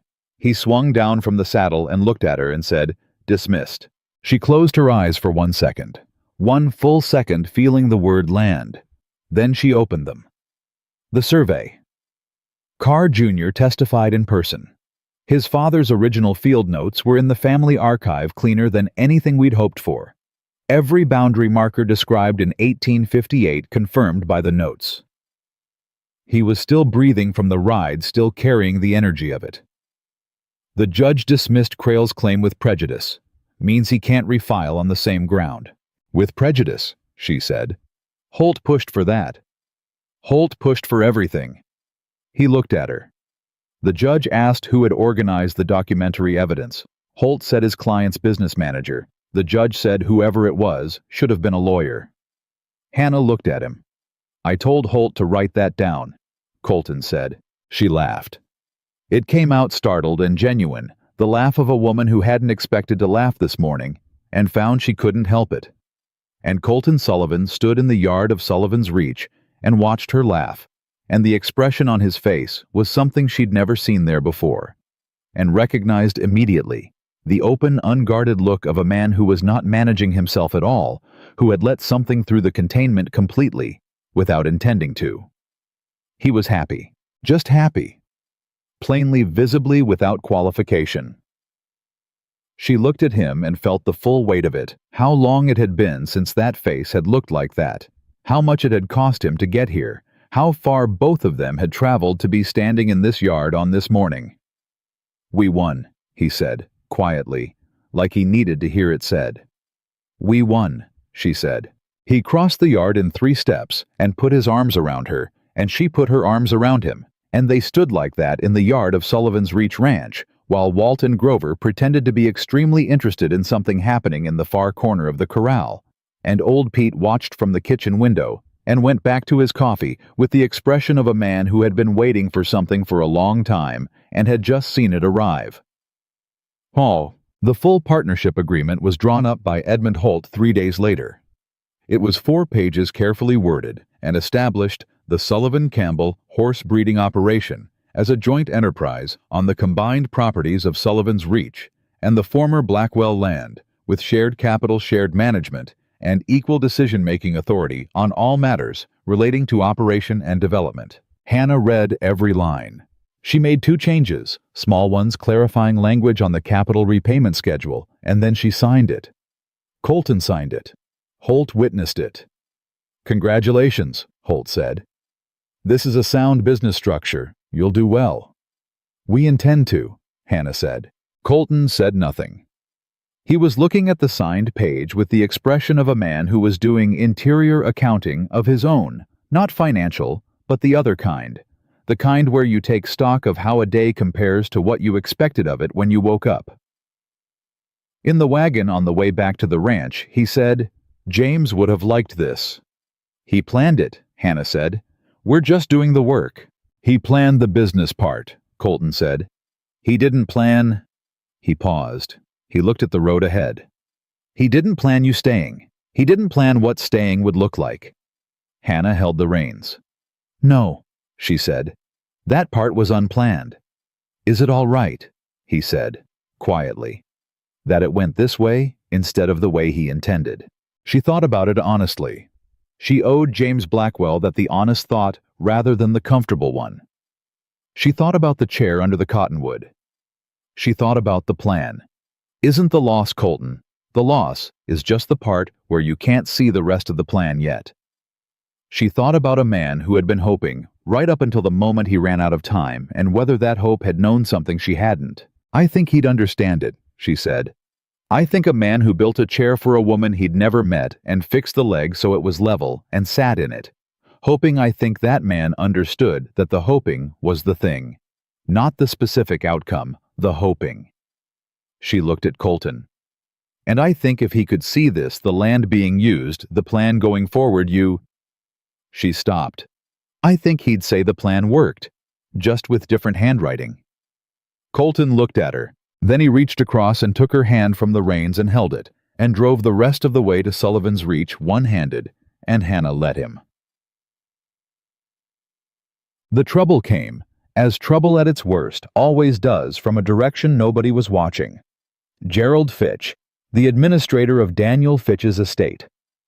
The man who had written the original letter through Reverend Morrison arrived in Silvage on a Tuesday in November, 6 weeks after the Crail ruling unannounced, and with a lawyer of his own. Hannah was at the ranch when Sarah sent word. She rode to town and found Gerald Fitch in the sitting room of the boarding house, a narrow man in his 50s with the Boston look of someone who considered the West a problem to be managed, rather than a place to be understood. His lawyer's name was Aldrich, and he had the patient, organized menace of a man who'd spent his career making straightforward things complicated. "Miss Campbell," Fitch said, "I've come a long way." "I can see that," she said. She sat down across from him without being invited to. "What do you want, Mr. Fitch?" He looked at her with the expression of a man who'd expected a different kind of woman, more grateful, more uncertain, more easily managed. He recalibrated quickly, but not before she saw it. "The estate," he said. "I've received your instructions to Whitmore, the sale of the property, the transfer of funds. I'm here because there are complications." "What complications?" Aldrich leaned forward. Mr. Fitch was Daniel Fitch's personal representative for 30 years, he said. In that capacity, he developed a significant relationship with the estate and its assets. He believes the will as amended does not reflect Mr. Daniel Fitch's actual intentions at the time of signing, given his mental state in the final weeks. Hannah looked at him, then at Fitch, then back at Aldrich. "You're contesting the will," she said. "We're raising questions," Aldrich said. "On what grounds?" "Diminished capacity," Aldrich said. Mr. Daniel Fitch was 71 years old and in declining health. The amendment naming you as sole heir was made 6 weeks before his death without the knowledge of his long-standing representative. "Without the knowledge of the man who would have inherited otherwise," Hannah said. "Yes, I understand the argument." Aldrich paused. He had not expected her to say it that directly. "The probate court in Boston will need to consider—" "The probate court in Boston," Hannah said, "will consider the testimony of the attending physician who certified Daniel Fitch's mental competency at the time of signing. It will consider the testimony of the 2 witnesses whose signatures are on the amended document. It will consider the fact that Daniel Fitch had the right as the owner of his property to change his mind about who he wished to leave it to even 6 weeks before his death, even after 30 years of a different arrangement." She held Aldrich's eyes. "You may raise questions, Mr. Aldrich. The court will answer them. But I'd encourage you to think carefully about the cost of a prolonged probate dispute versus the likelihood of prevailing, given that diminished capacity is an exceptionally difficult claim when the document was properly witnessed and the physician's notes reflect full competency." Aldrich looked at her. Fitch looked at her. The silence was the silence of 2 men who'd arrived expecting easier ground. "You've spoken to a lawyer," Aldrich said. "I've spoken to Edmund Holt of Pueblo," she said, "who has already contacted Whitmore and Associates in Boston regarding exactly this possibility." She paused. "We thought it was worth preparing for. Holt had suggested it when the Crail case closed. Contested estates and contested land claims attract the same kind of people, he'd said. Anyone who knew the Fitch estate existed and expected to benefit from it might take an interest in you being far from Boston with no legal representation in place." He'd written to Whitmore that same week. Fitch leaned forward. "Miss Campbell," he said, and his voice had shifted, less formal now, more personal, and the personal was harder edged than the formal. "I managed your uncle's affairs for 30 years. I knew him. Whatever he wrote in that amendment, whatever moment of sentiment led him to remember he had a niece," Hannah said, "to remember that his brother had a child, and that child had spent her life in factory work and poverty while he lived on Marlborough Street." She held his gaze. "Is that the moment of sentiment you're describing?" Fitch stopped. "Whatever his reasons," Hannah said quietly, "they were his. He was competent. He was legal. He made a choice." She stood up. If you want to contest it in court, I'll meet you there. I'll win. And the legal cost will come out of the estate, which means both of us lose money in the end, and the lawyers benefit." She picked up her coat.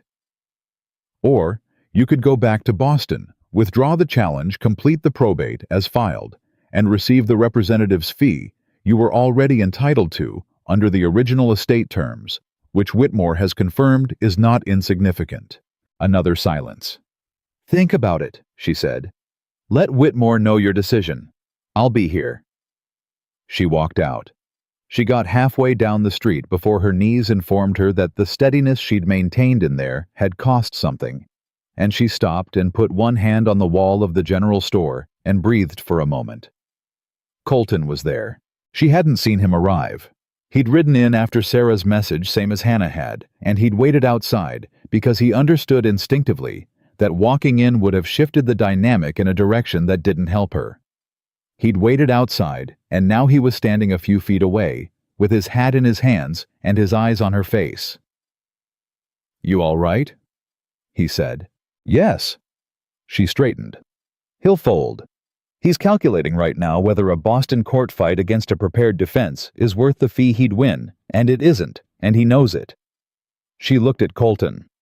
"Holt did the groundwork. I just delivered it." "I heard the delivery," Colton said. "Through the wall." She looked at him. "You were listening." "I was standing near a thin wall," he said. The not-quite smile. "There's a difference." She almost laughed. The shakiness in her knees eased. "He came all this way," she said. "All the way from Boston to a Colorado Territory town he'd never heard of to intimidate a woman he'd never met into surrendering an inheritance." She shook her head. "He didn't know who he was coming for." "No," Colton said. "He didn't." He offered his arm. She took it. They walked back toward the boarding house, and behind them, Gerald Fitch and his lawyer were presumably doing exactly the arithmetic Hannah had laid out for them, and the town of Silvage went about its business around them, and the mountains stood where they always stood, unmoved by any of it. Fitch withdrew the challenge 11 days later. Whitmore sent confirmation by telegraph. The estate transferred to Hannah Campbell's name on the 23rd of November, 1875. She was sitting at the kitchen table at Sullivan's Reach when she read the telegraph, and she read it twice, and then set it down and looked at the room around her. The ordered kitchen, the supply ledger in its place on the shelf, the mended curtain over the window that she'd fixed herself on a Sunday afternoon 3 weeks ago, the coffee already on because Pete had started making it her way without saying anything about it, which was his particular form of acceptance. She looked at all of it. This was hers. Not the building she had no deed to the walls or the floor, but the life inside it, the order she'd brought to it, the work of her hands in every corner of it. That was hers. Colton came in from the yard and saw her face and stopped. "Good news or complicated news?" he said. "Good," she said. She held up the telegraph. "It's final." He took it, read it, set it on the table. He pulled out the chair across from her and sat down, and they looked at each other across the table that had held James's notes and the Crail documents and 2 cups of coffee, shared in the small hours of the morning more times than she'd counted. "Now you can decide," he said. "I already decided," she said. "Hannah." "Colton." She said his name the way he'd said hers that first time, not practiced, just true. "I decided before the ruling. Before Fitch. Before Whitmore confirmed the number." She held his eyes. "I decided the night you said Clara's name." He was very still. "You came back," she said. "All the way from wherever you'd gone. You came back to your own kitchen, to your own house, and you let me be here for it.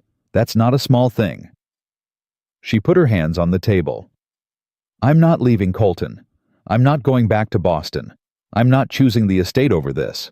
The estate is a resource, and I'm going to use it to build exactly what we said we'd build, and in 10 years, Sullivan Campbell will be the name people say when they're talking about the best breeding operation between Denver and the Utah Territory." She paused.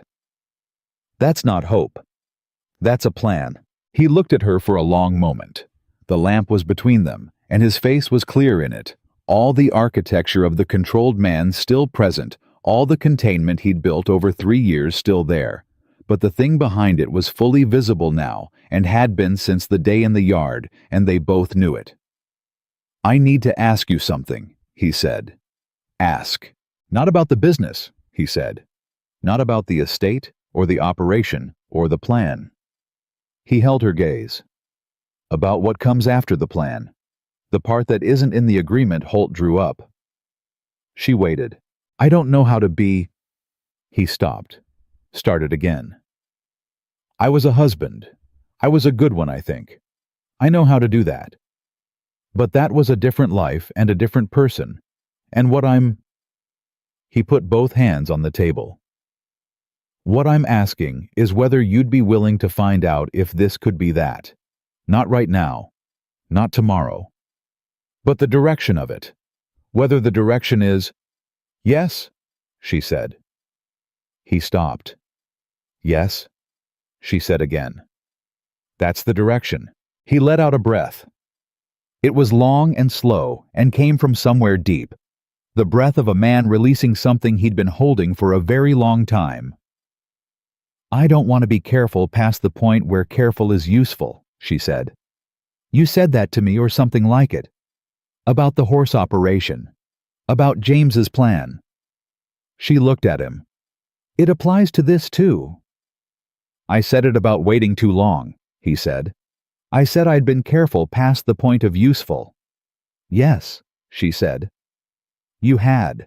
The not quite smile came, and this time it completed itself.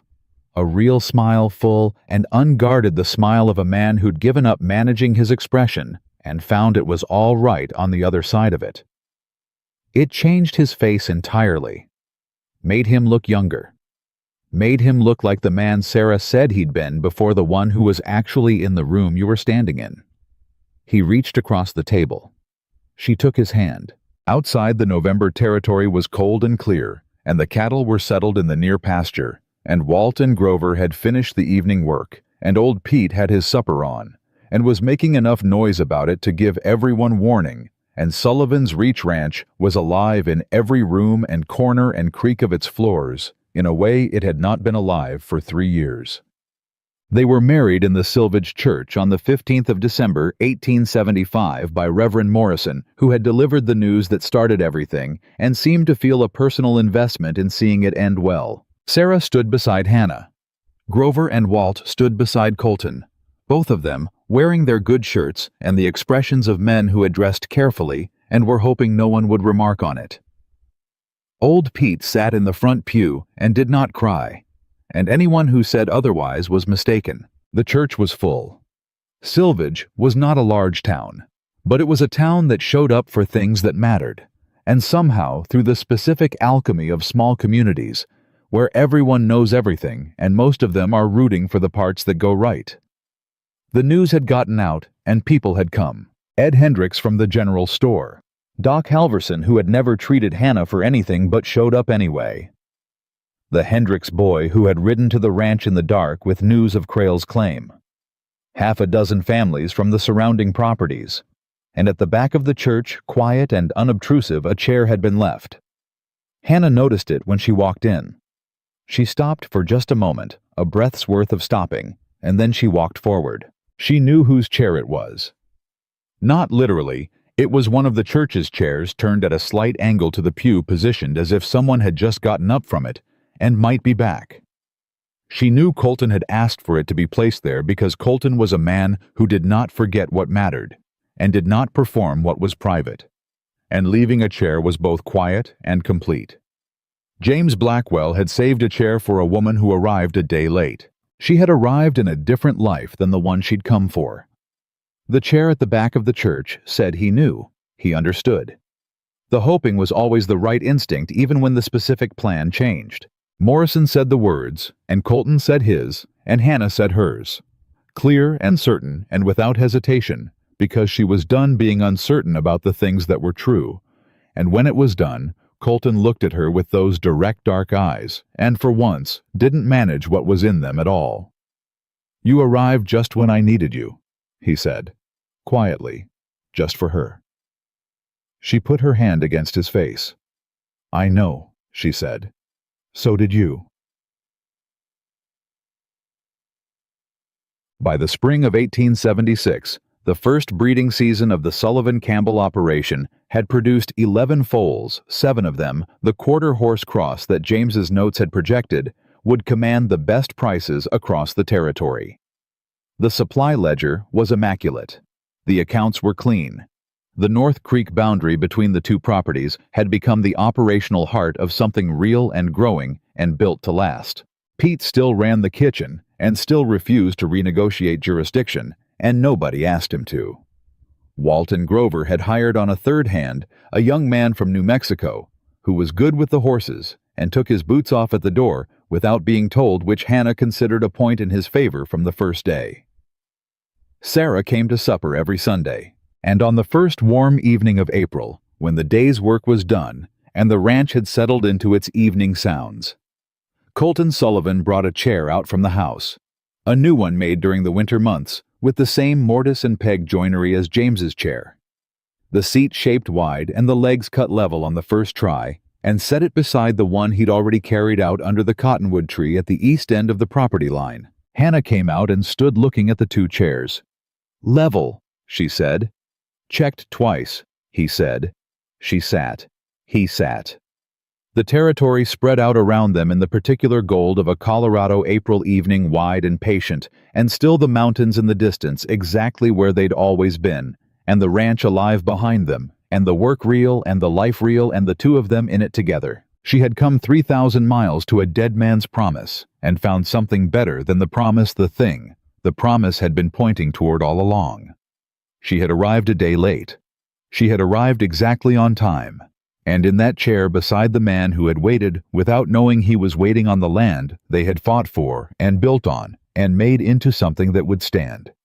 Hannah Campbell. Hannah Sullivan, finally, completely, and without reservation, was home.